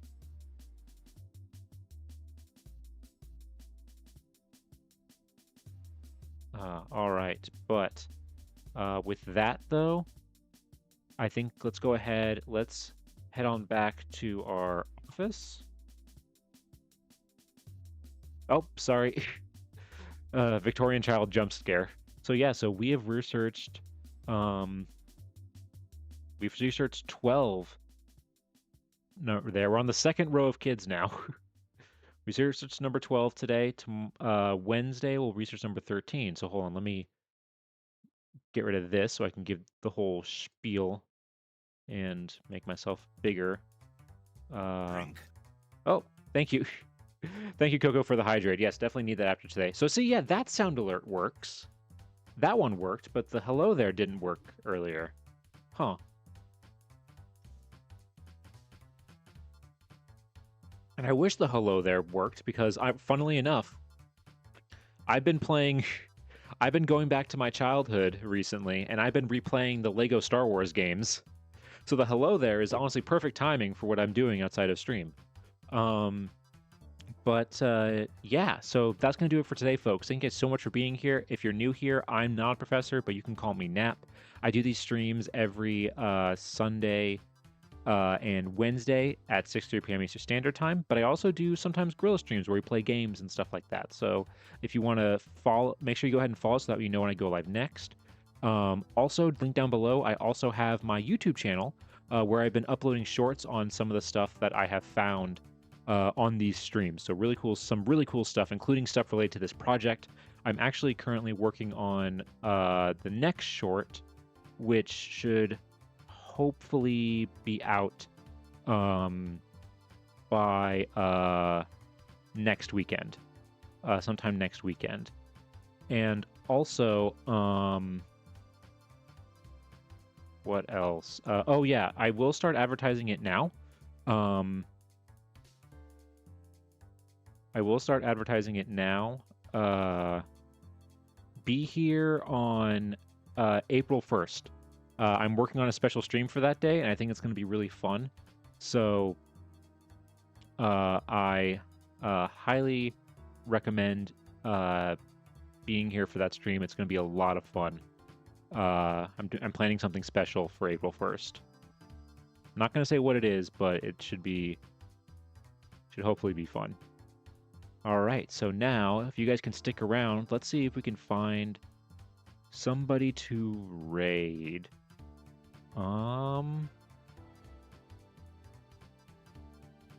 Let's see.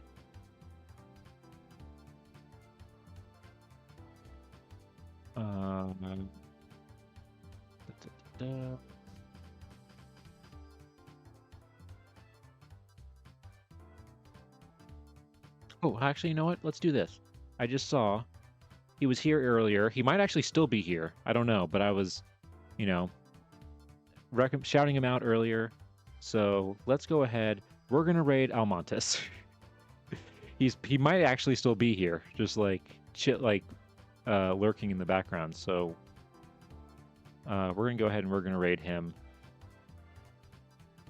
And so yeah, we're gonna go ahead and raid the old man here, the actual person who was an actual professor. So yeah, let's go ahead. That belongs in a museum. Hey, are you saying that just because he's old?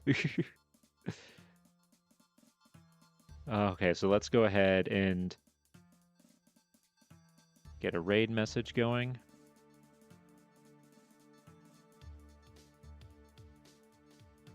So for subscribers, and then for followers.